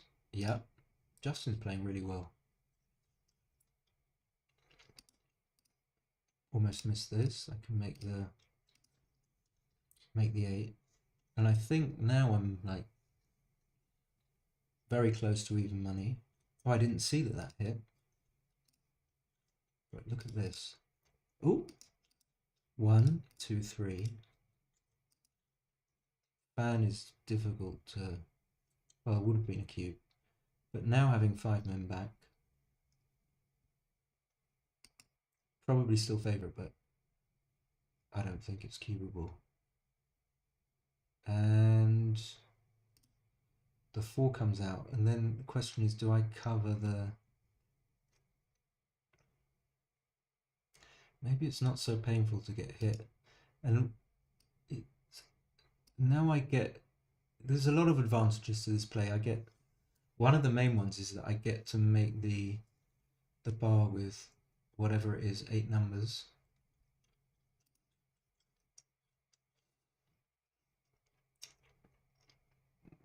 Don't want to... I would prefer, I think, to make the 8 point than hit.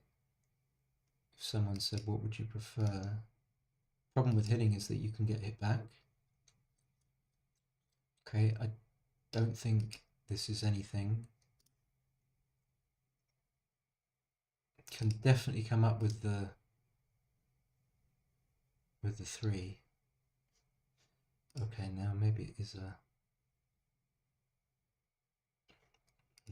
okay, I'm not sure. I get confused about.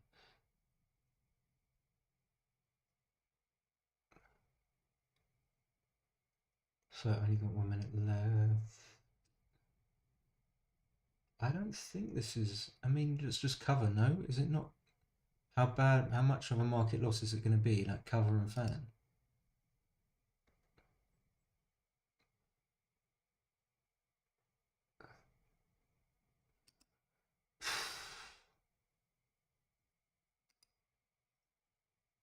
This, I'm lost. I mean, I feel I need to come up, but I just don't want to give up the anchor. But maybe, yeah, maybe I can play from the 20.1.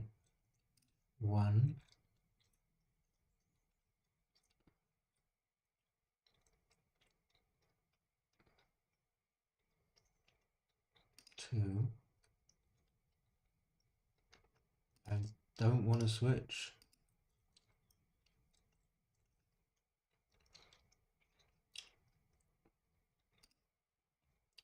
Yeah, really interesting game. I think my cube decisions have been okay. Now I can cube, of course.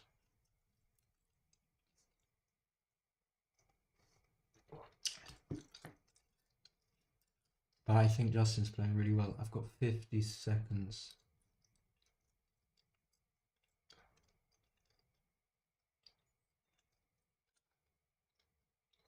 What should he do? Well, I almost forgot to cube. I don't know if this is takeable. I've had so much thinking to do. I guess not, but...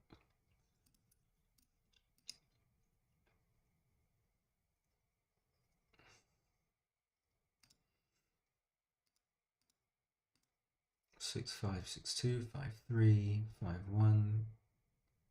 Should make the 18. Yep.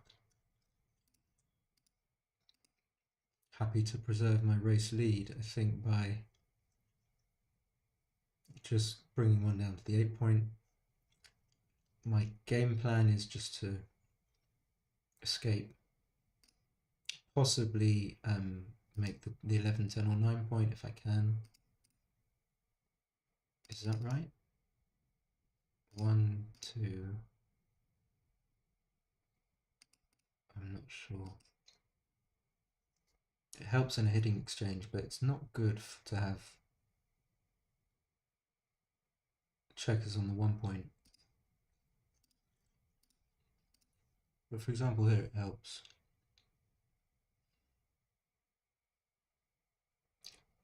Yes, I think you should just play safe.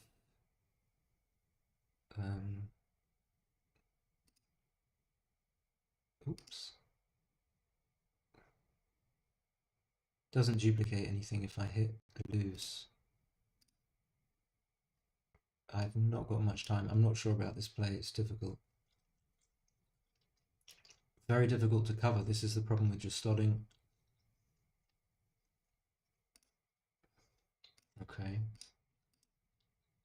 Now I'm 40 pips up.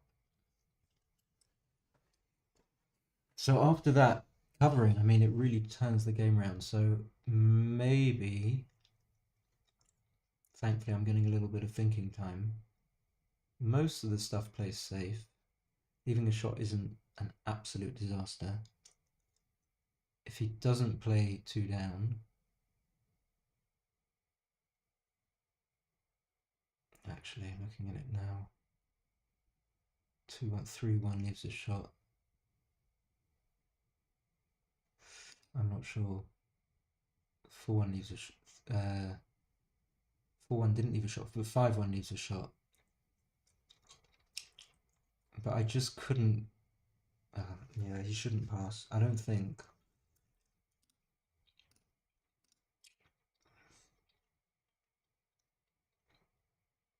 So he should probably make the 2-point.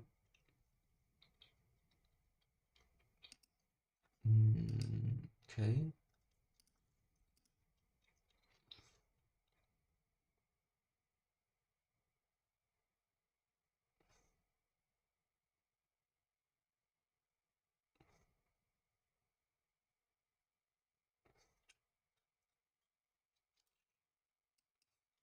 Yeah, I should have anchored. I think this is pretty easy. This play just make the 5.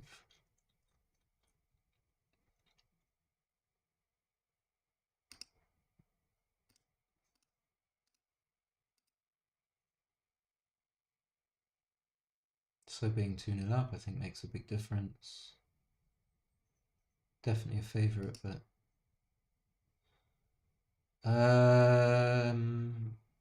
won a slot, but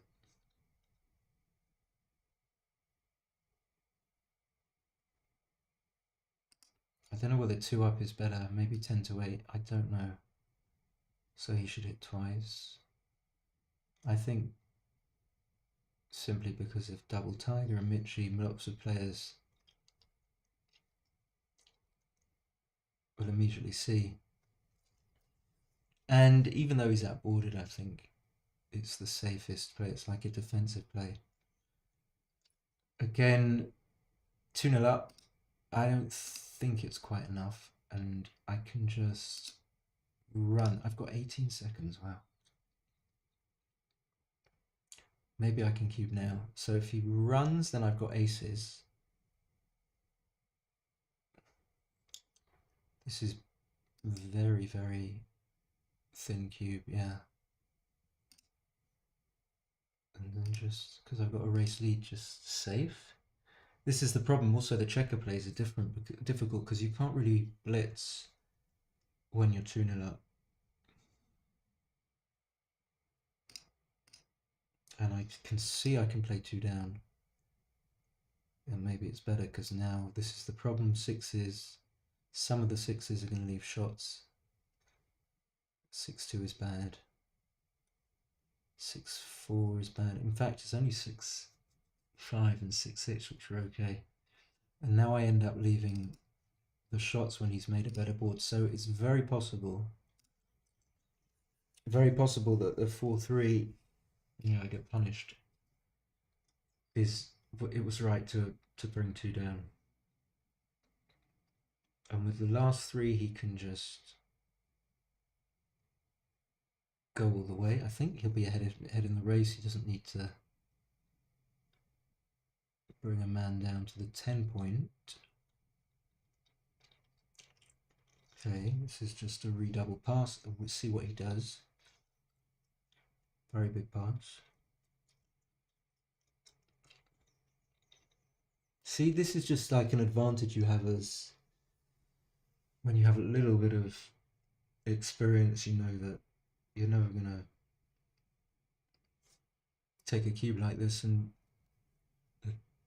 again he's gonna miss a cube. I mean, it might be too good, but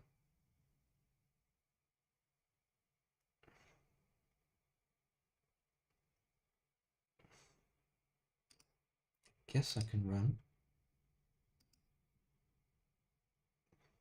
Don't really want to, but so it just takes a lot of the pressure off because I know that. I know, yeah, maybe me.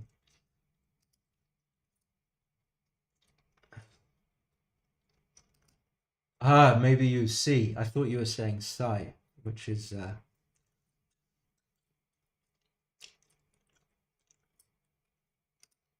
again, do I slot both points? like I was saying, takes a lot of the pressure off to know that I don't think it matters what I play with any of the checkers because it's a double pass, redouble pass, whatever I do. But now it's getting closer to, after I made the board, it was getting closer to take territory, but it could never have been 1, 2, 3, 4. It could never have been a take, and now it's, after this, probably too good, and he will pass, he will cube.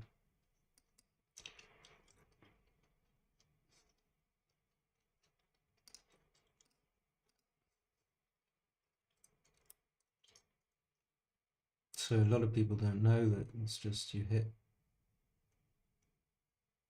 Oh, he does know. Okay, that's good. And I don't know whether you play to the 18, but it feels like I should do this. And then I don't know whether he should hit on the 2 point or not.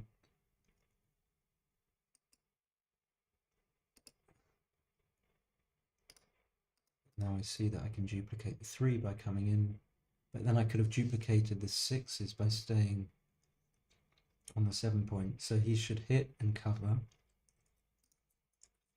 That's a great roll. So with 5 away, 5 away. It's close. I assume even after this, I don't think it's quite cubable, but because of the 5 away, 5 away, you don't get much value on winning a single game because it only takes you to 3 away.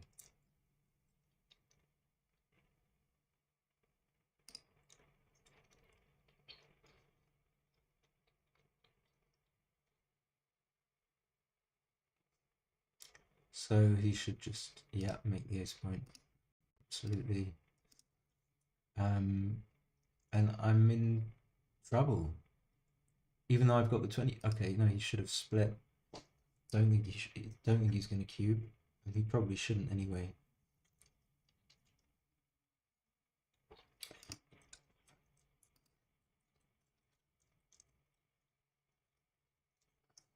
Do I just slot here? Minimizing shots. Problem with doing that is that I get hit where I get the checker hit that I don't want to be hit because it sends it much further back because the checker that got hit was very close to home.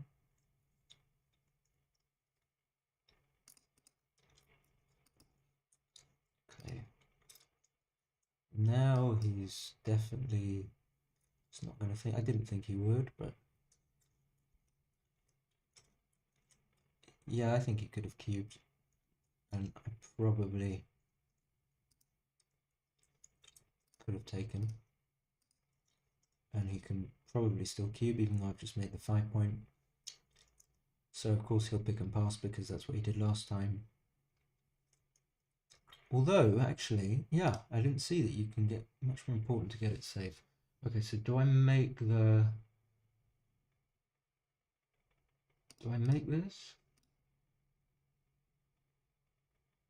I'm not sure. Seems safer.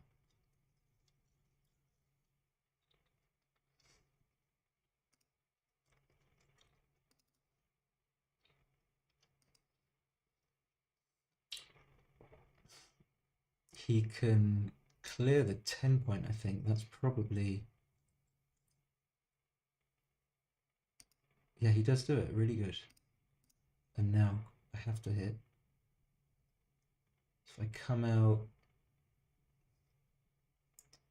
I get coverage. Okay, 9 seconds. If I fan...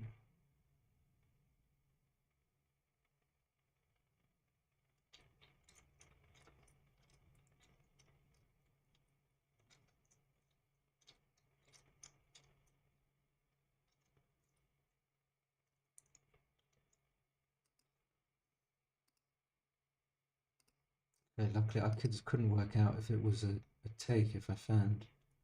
1, 2... Should he... Maybe not. Maybe he has to do that.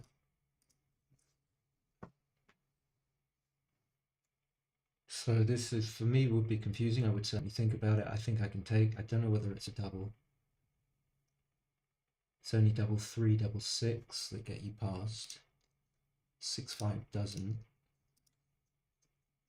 Assume it's not a double, but I'm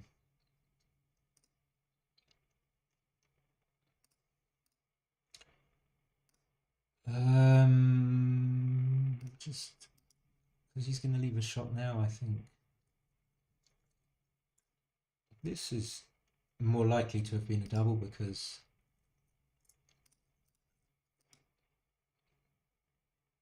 he only leaves one shot. And now it's not too good. Almost.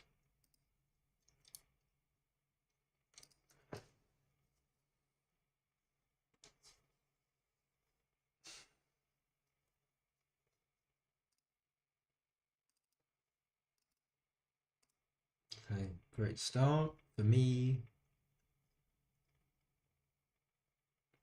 he should probably just play 20 and 11, trying to, even though he doesn't, well, he doesn't want to go to the 20. He does because he wants to get an anchor, but he doesn't because that's the point which I want to attack him most on. Okay, so 5 away, 4 away. With such a race lead, even though he's got the 3 point, I think it might not be a double actually.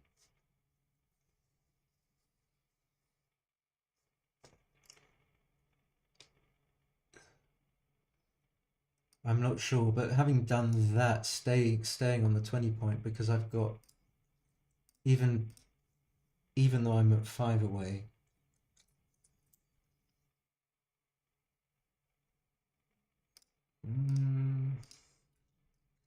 I think I had to cube because I had some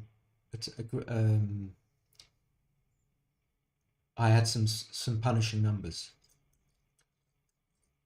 so it would have been too much of an opportunity cost not to cube. I think he has to just make the 23. But yeah.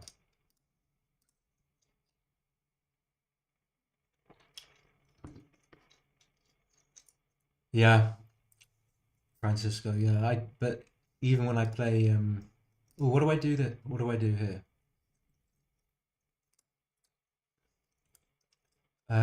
Even when I play on casual, I end up having little time. I think what happens is I talk through.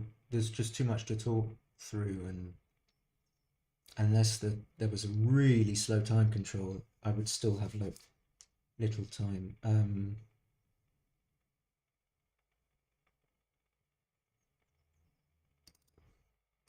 Not desperate to leave a shot, but he's got 2 blots. Fuck.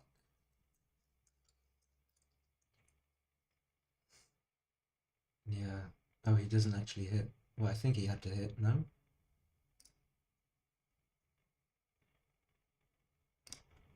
No, I'm going to do this. Maybe that's just because I'm influenced by the fact that he hit.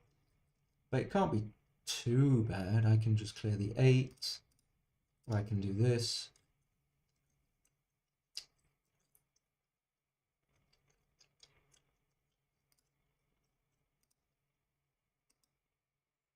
If I get hit here, not too bad. 1, 2, 3.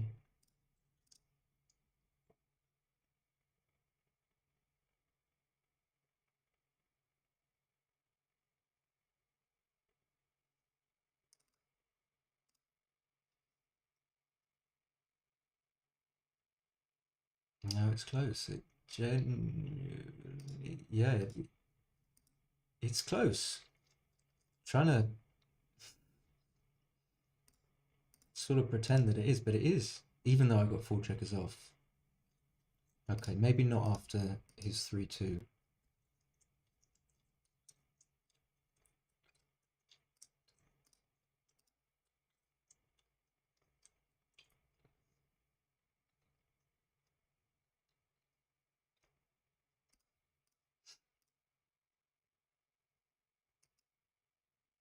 don't know about the fourth one there. Yeah, really close. Luckily I rolled a 3 and not a 2. And if I miss, my take point's 25%. Some easy paths. My winning chances are about, what, 14? I can't remember.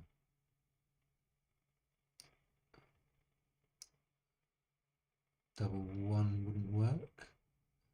So maybe less. Is it 14 or 16? Okay. So there's the 5, 2, 6, 4 again. Double 4 will just make the 4 point and play 1 down.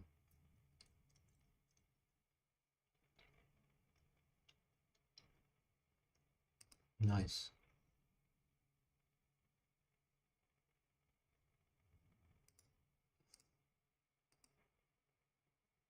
Feels okay to do this. I think more important to lock up the 5 and... I mean, he was going to make the anchor anyway. So now at the score, and especially because I made the 5 point, I think the anchor's pretty clear. And the 5 point doesn't do all that much anyway.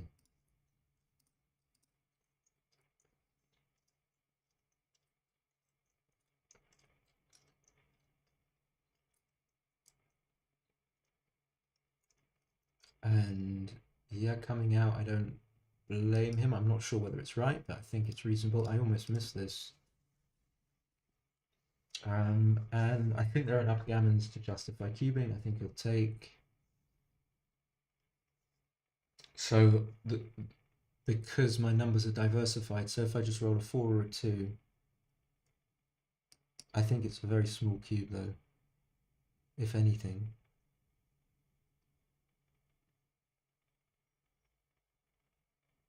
And I think it's got to be better to put another man on the bar. And if Justin wins, he's really, he's deserved it, because I think he's played well, apart from a few missed cubes.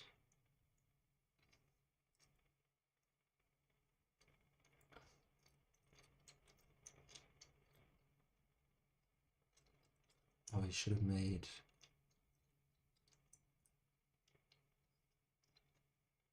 Should have made the anchor.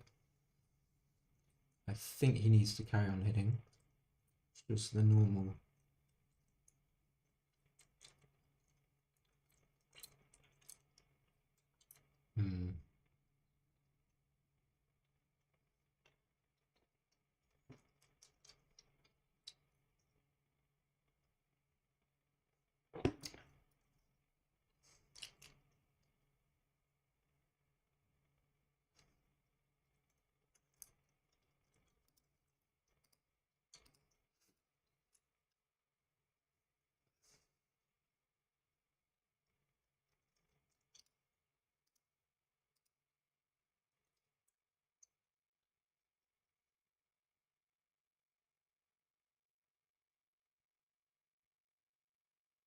I don't know about this, but I don't want to get hit.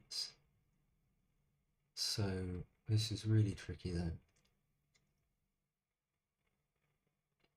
And maybe this is the right play. Just come out.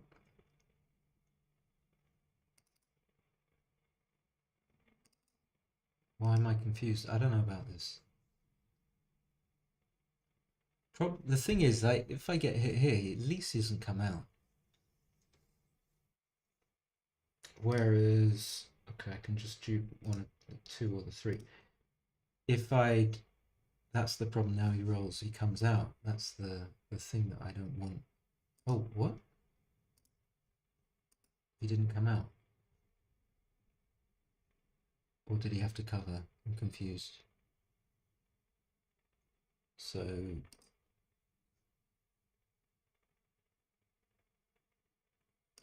I don't know, I need to gammon him, so maybe it's okay. I've got 4 seconds.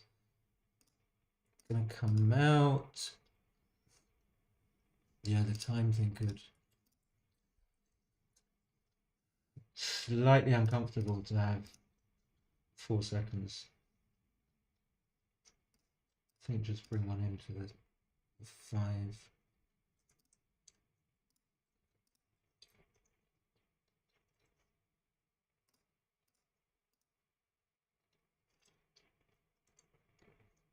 Oops.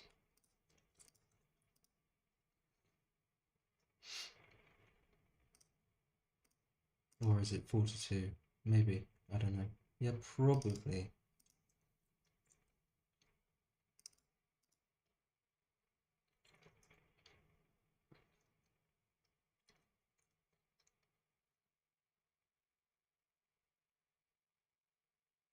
Even now, some gammons, I think. 1, 2, 3.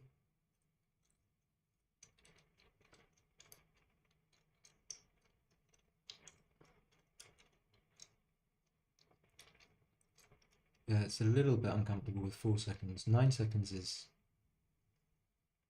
because there's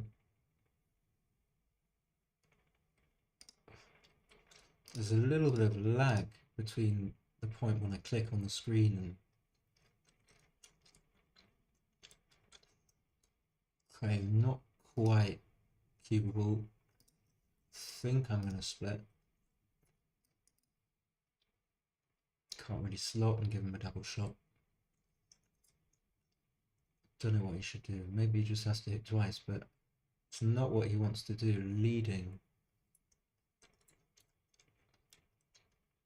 Maybe just play 24-18, 9-8. I don't think I can cube because he's got the 3-point amongst other things, but anytime I hit, it's okay. I think if he cubed then I could take. I've got 25%, which is my take point.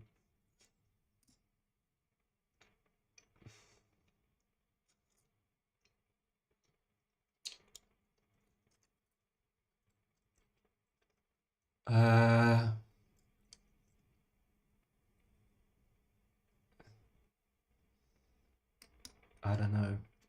That's tricky. That's naughty. That might have been takeable. 25% though. Too good take. Okay, so I just need to win a single game.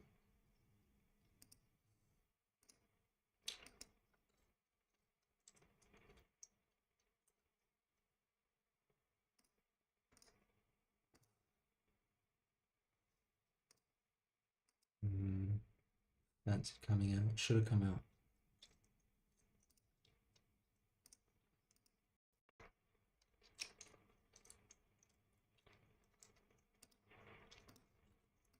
Okay, as long as I don't time out, it should be okay. Oh. 3 and probably make the anchor, but yeah, make the anchor.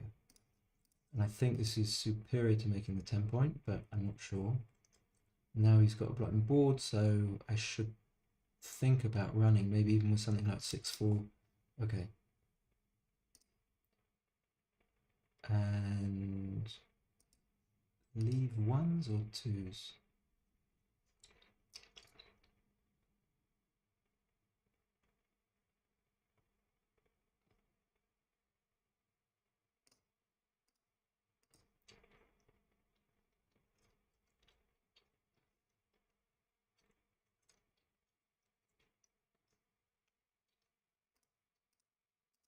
So my job now is just to come in, so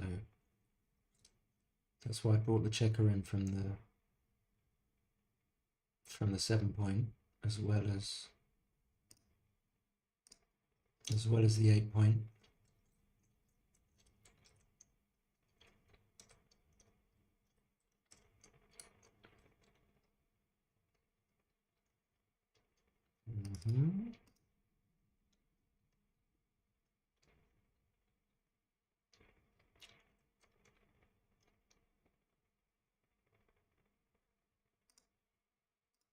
So he has got some chance because his ball, well, maybe not after double six, but he can still go and relative impunity. But my point was that he's going to have a strong board by the time when I might have to leave a shot. He's still got an open 3-point. I just take 2 off.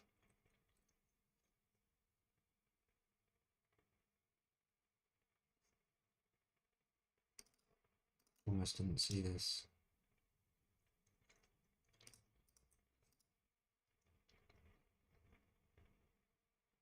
Okay, so I think this is safest. It's got to be safest.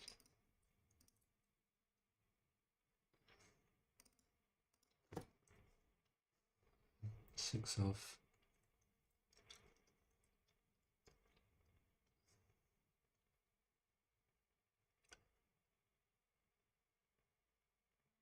The gambit is worth free drop, whatever that is, I never know.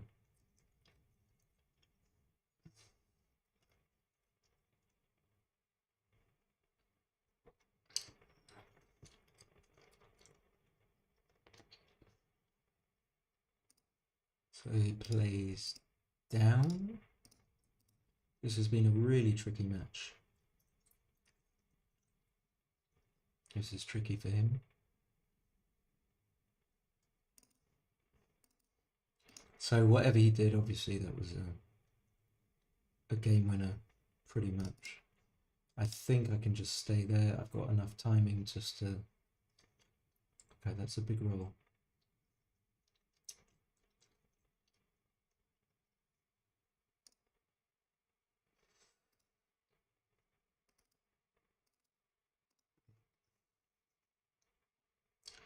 Yeah, maybe that wasn't right. I don't know. Just got a hit now by fan. It's DMP. I think we can just do this. This is not good.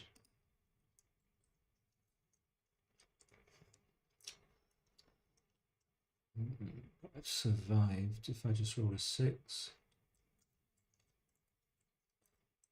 Well, he could hit. Maybe he should hit. I don't know.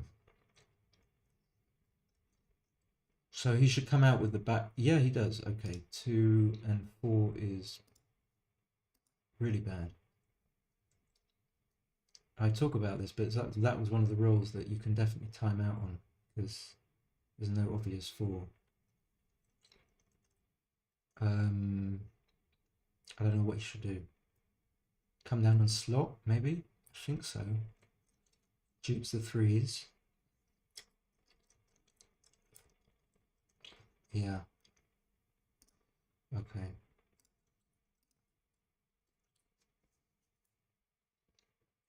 But the only thing in my favour, well, his timing is a bit suspect. Do I clear the 8? Do I clear the 7? I don't think so.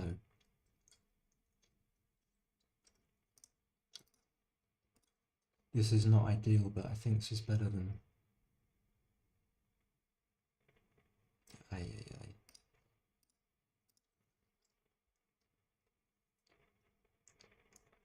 So many bad rolls. Okay. Okay. Hello?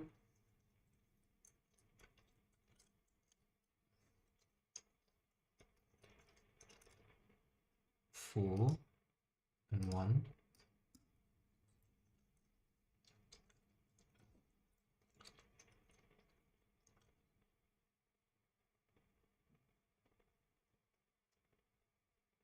Oh, I didn't see. What was I doing?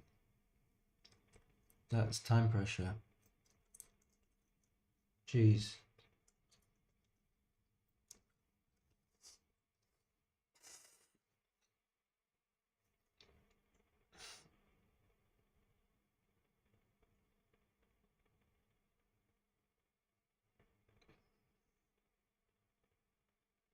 Yeah, that's bad.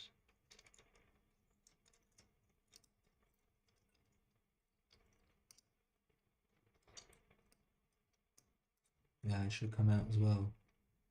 Thinking too much about. Would have been here. Oh!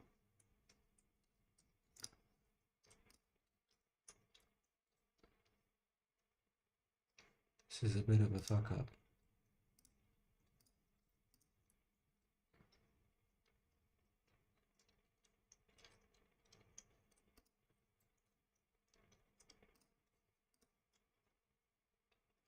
Kind of lost the plot in this last game.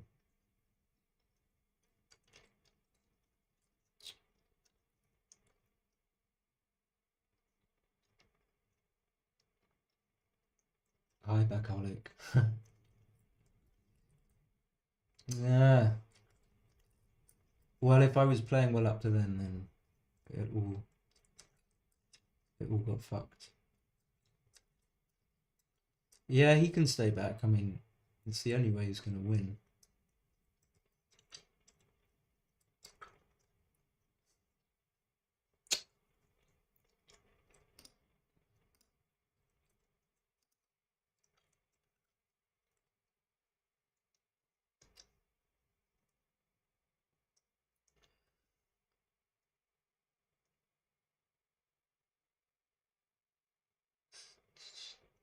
Thank you, Justin.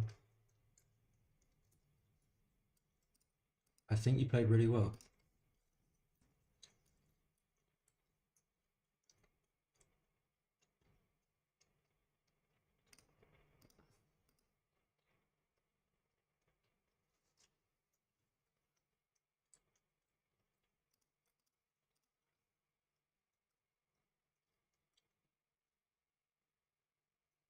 Yeah, this was a real match. I mean, it just shows you that decisions make everything. With the last couple of matches.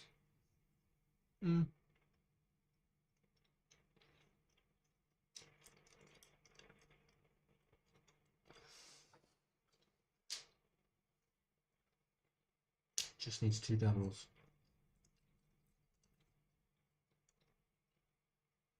Maybe a 6 or something. 549.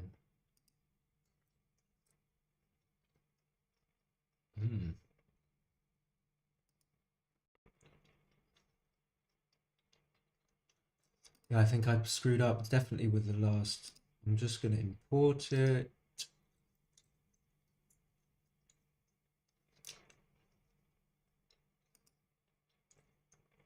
Which one was it?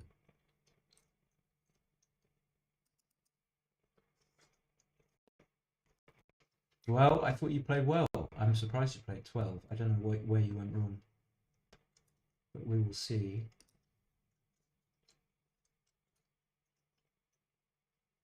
Let me go to XG.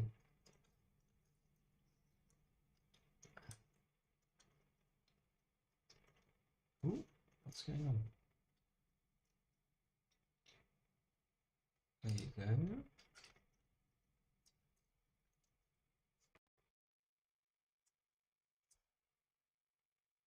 Yes, and let's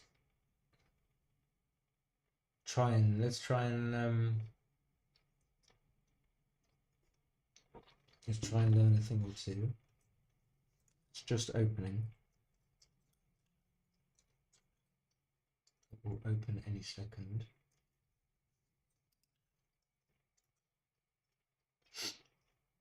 Hopefully. There we go. Just popped up. The first game was really difficult, and then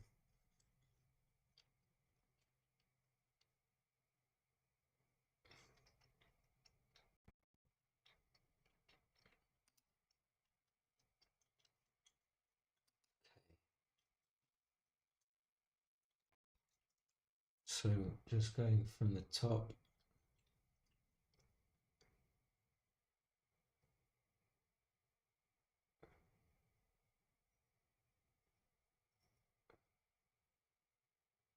Okay, yeah, I remember now. He ran. I didn't know what to do with his 5-4. So anything's okay. Even hitting on the ace, there are 4 plays that are, you can see there, that are reasonable. 6-1, he makes that. This double 1 is a blunder, it's a question mark, so probably should have been, I don't know, yeah, just make the 7, I think, but I'm not sure. 5-1, I should have played safe. That's fine. I wasn't sure about that, but this one is a different sort of uncertainty, which is more about structure, and this is more of an endemic. I can't think of the right word. This is more of a foundational play, whereas this one is just about fine margins. I don't know if that makes sense. So even here, Justin's got a cube. I'm not sure if I pointed out. He made the right play, but maybe it's okay to make the 5. It's a smallish mistake to make the 5. I just kept hitting back. This was difficult, hitting and slotting. Yeah, okay.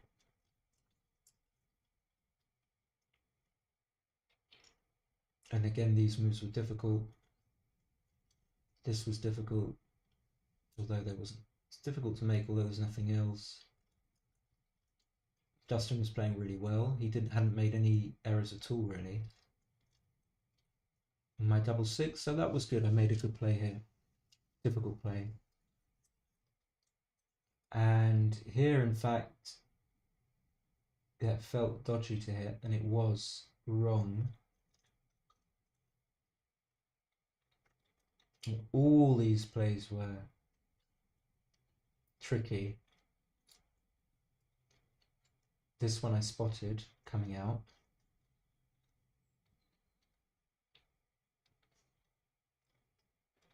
And then this where I decided that it was too dangerous to come out, but in fact, you have to come out to preserve flexibility. Easy to say now. I mean, such confirmation bias when you have the computer. That one, of course, imagine going to the 20 point shows you how important it is to maintain flexibility.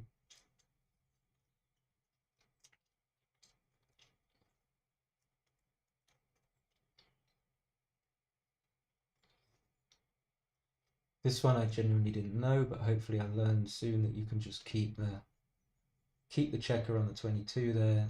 Again, flexibility, but also hoping to make the 22 point with a 1, I think. It's quite a big blunder, or big error. Justin still playing really well. And then what would really make me salty is if I miss a cube, and it wasn't a cube, and that's what I'm happy with. I mean, it just doesn't make sense. Why would this be a cube? In fact, I'm hardly a favourite. So I played 571, Justin played 13. And then this one where, again, this is more of a foundational thing I struggle with.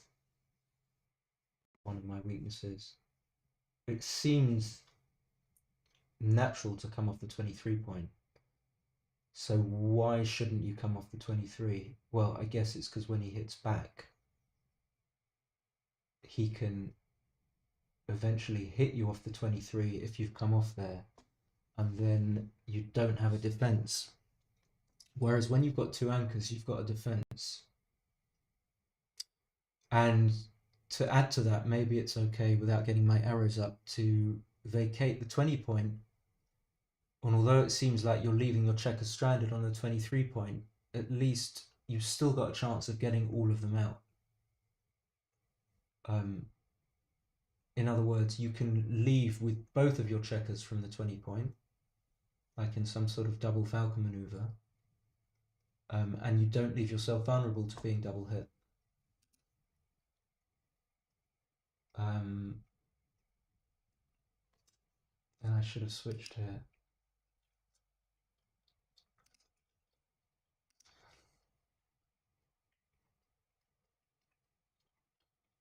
Okay, it's just bad.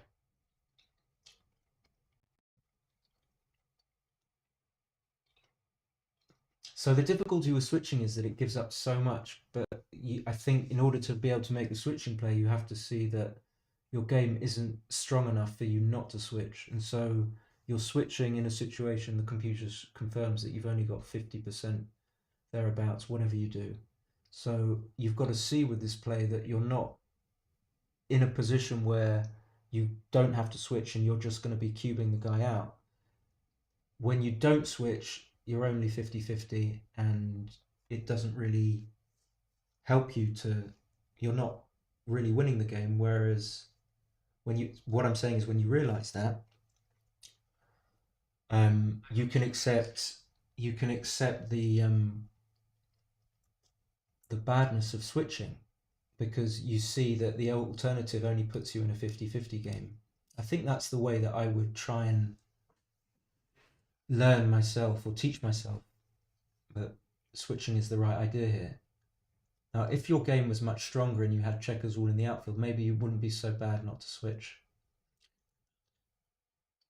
And also the other thing to say, which I think is more obvious, which is why I didn't state it immediately, if you don't switch, then he can just hit you and pick and pass, which is what happened. And it's very dangerous. And then I did say that I wasn't sure that he should pass, but it shows you how kind of adding grist to my switching argument is that even after this situation, it's only a very small double. So by not switching and just keeping him on the ace point, I don't have that much of a strong game anyway. So I'm not giving up so much by switching and putting him on the bar.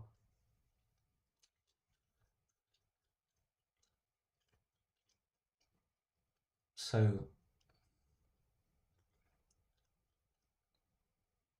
this 6-5 play was difficult, but they were, according to 4-play, very similar ideas. And then it was a small cube. I think I know this wasn't a pass, although I wouldn't bet my life on it. I wouldn't have bet my life on it. 6-4 is a fairly big mistake to run. He should have made the anchor, but it's not too bad. And then I made the 5-point, and then I hit back. This, I was fairly comfortable that wasn't a cube. It was better to play 10-8. He should have double hit. It was actually a blunder not to do so. Next best play is 13-11, 8-3. So it's actually a defensive play.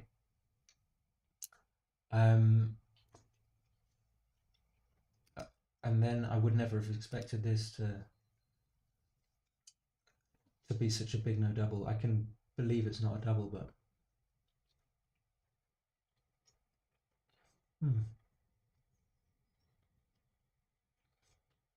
gets bigger. Okay. Why? Maybe because if you don't roll a 1, then you're suffering. But I got to admit, that's not what I was thinking at the time at all. And then the 4-3 play I was right, but I regretted it.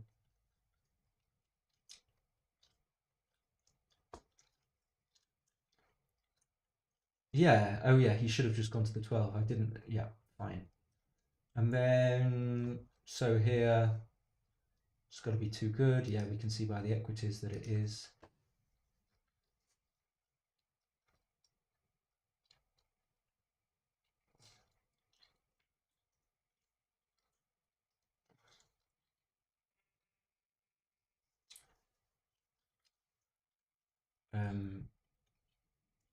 So he only didn't lose too much because it was such a big pass. So therefore, only ever going to be a smallish cube.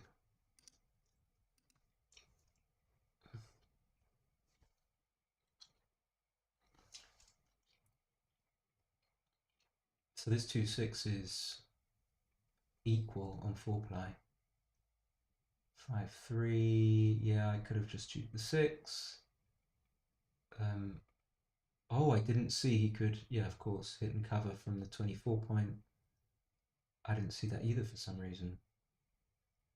This I just knew was wrong. I mean, you can just clean up a lot of blunders when you're, you know, intermediate or advanced or whatever level Justin is, um, just by knowing a few things like patterns really, without having to go too deeply into the all the dice rolls. It's just if you say, well, I'm not going to keep three checkers on the ace point, and not only are you going to know that, but you're going to commit to it and have, you know, the courage or whatever just to make a play which doesn't keep three men on the ace point. So you just automatically play bar 18. It doesn't mean you're a genius if you do that. It just means that you avoid a blunder because you have a little sort of rule that you know.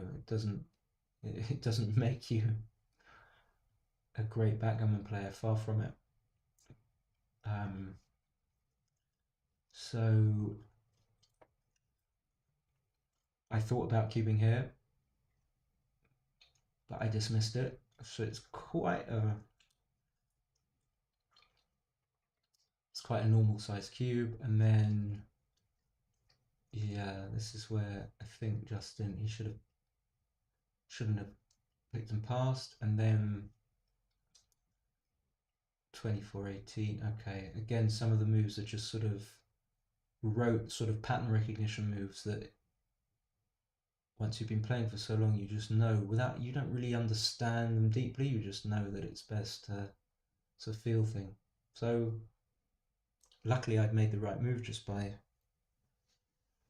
didn't I had, yeah, I only had 2 seconds left, or 9 seconds, so I was under time pressure. So a lot of mistakes that Justin will make are just because he doesn't know a couple of little rules which could, yeah, completely, what's the word, not revolutionize, could change his PR. And then once could I have stayed with 1640? Yes, could have done. Once I go with one anchor, then yeah, he wasn't going to think about cubing, but it becomes cubable just because likelihood is he leaves one shot and is likely not to get hit, and that translates into 65% or so. Honestly, I don't know whether people are still listening to this nonsense because I can't see the chat. So I thought 24, 20, 13, 11, but it was wrong, and then I rolled double six, and then it was quite a big cube.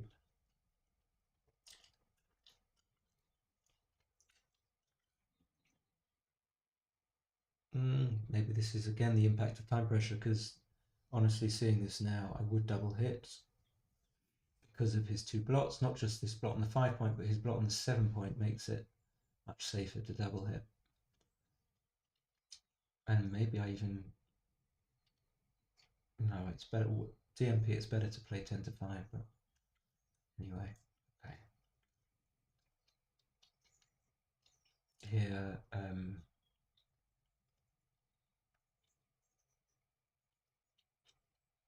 yeah, this is once you've made this mistake like 100 times or 1,000 times, you don't make it again. Let's get this right, is that if you don't hit, you can still get gammoned and certainly lose. If you do hit, yeah, you might definitely get wiped out, but you might well win as well. So although maybe it's slightly more dangerous, let's say, to hit, there are the wipeouts, you give yourself so many chances of winning.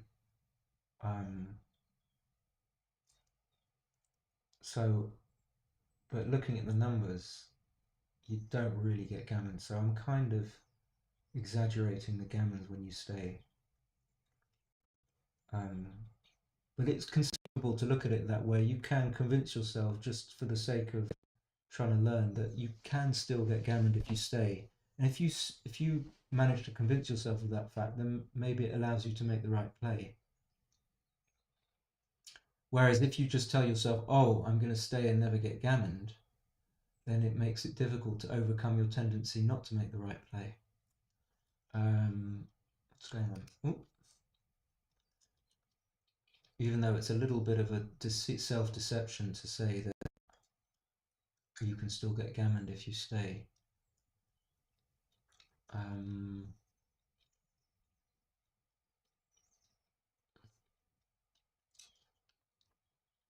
Okay, and that was that. Oh,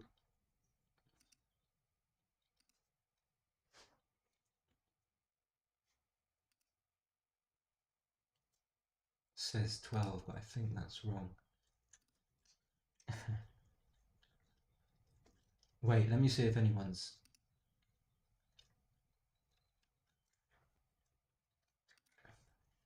Any questions?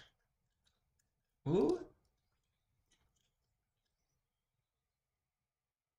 So here we are. I think this is the next game. I don't know. It doesn't matter if we miss one out. Who cares? 6-5. He ran. Oh, I didn't see he can make the 3-point. I commented that it's reasonable to run. It's a huge blunder. A really quick turnaround. So I cubed and again getting it. I mean, it is a cube, but it's a much bigger cube than I thought. And this is kind of where Justin didn't make the anchor and just didn't hit again. I know it sounds a bit trite, but these are just things that you know. Yeah, maybe it's easier said than done. You just hit without, it's almost without thinking. You don't need to like crunch any numbers. Um, it just becomes ingrained. But maybe it demands a certain amount of memory. So Justin made just some mistakes. You know, this is where the 13 comes, just from making some repeat mistakes. Nothing sort of lacking really. Luckily this 5-4 wasn't too bad. Maybe there was some sense in it, but I should have just made the normal play. And yeah, if he rolls a 6, I don't know. Yeah, I had 2 seconds.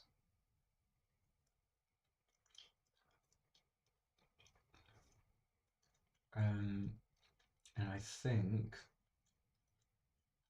so. Justin's safe again. Oh,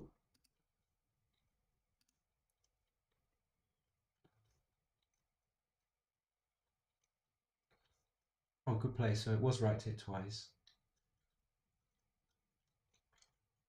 Ah, luckily I didn't take this.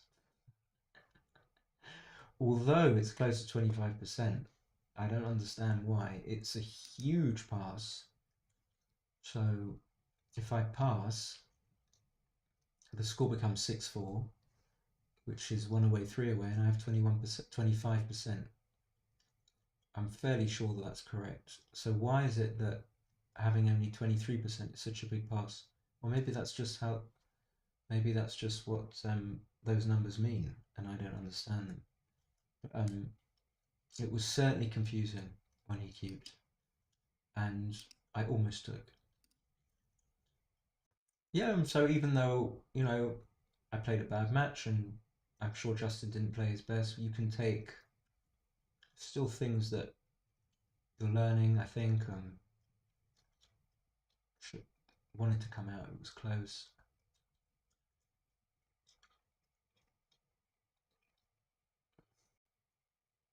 Yeah, this game was a little bit friendlier because the decisions were a series of easy decisions, so it kind of puts you at ease. And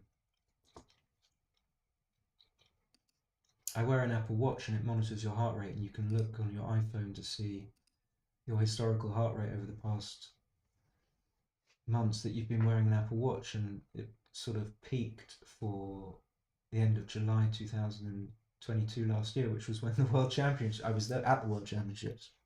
So my resting heart rate for a whole week was 10 beats higher on average. So yeah, normal play is 13-9, 11-6, which I didn't like, which is this. But I think when your opponent has the 5-point, you just have to suck it up. And I would have wanted to play 13-4. I don't know why I'm showing, but I think you guys know what's what. And then it really didn't matter because I rolled nuts. And then, yeah, I made a big blunder here. I just didn't see it because of because of the time. I kind of panicked. I panicked not just because of that, because I was panicking on the previous rolls, so it was um,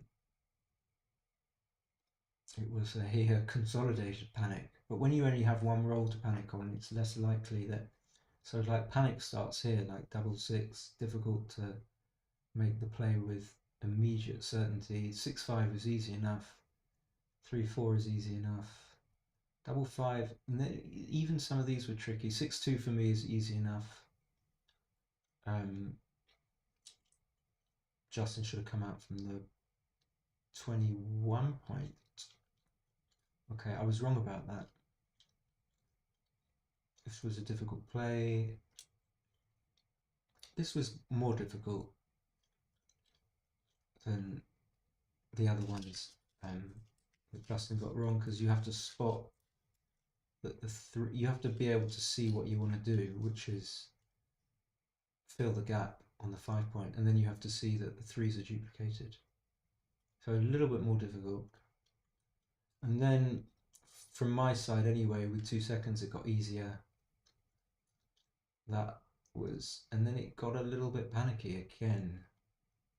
This, for some reason, my brain saw very quickly. I'm okay with that, but then I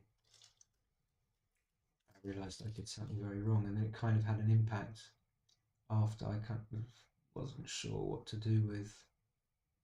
Yeah, would have just come out normally, but even this 6-5 was not easy for me. Would have wanted some time. Could have been a big blunder, but just happens not to have been. And that's it. So, yeah. Justin says he missed the hit on the fight on that 5-4. Which one was that?